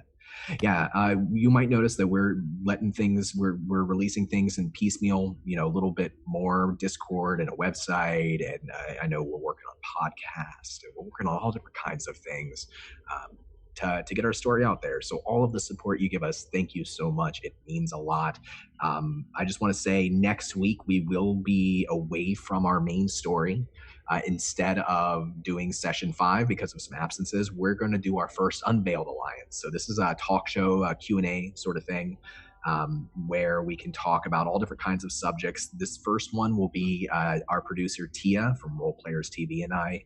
We're going to be talking about the setting, the campaign, the story, and sort of some of how we've adapted previous editions of Dark Sun to our vision of it and where we see things going forward. So if you're interested in the story and the mechanics and all of that, please come check us out at our regular time next week, because I'm really looking forward to having that chat. And we'll be taking live questions over the week from Discord and Twitter so that we can answer them on air.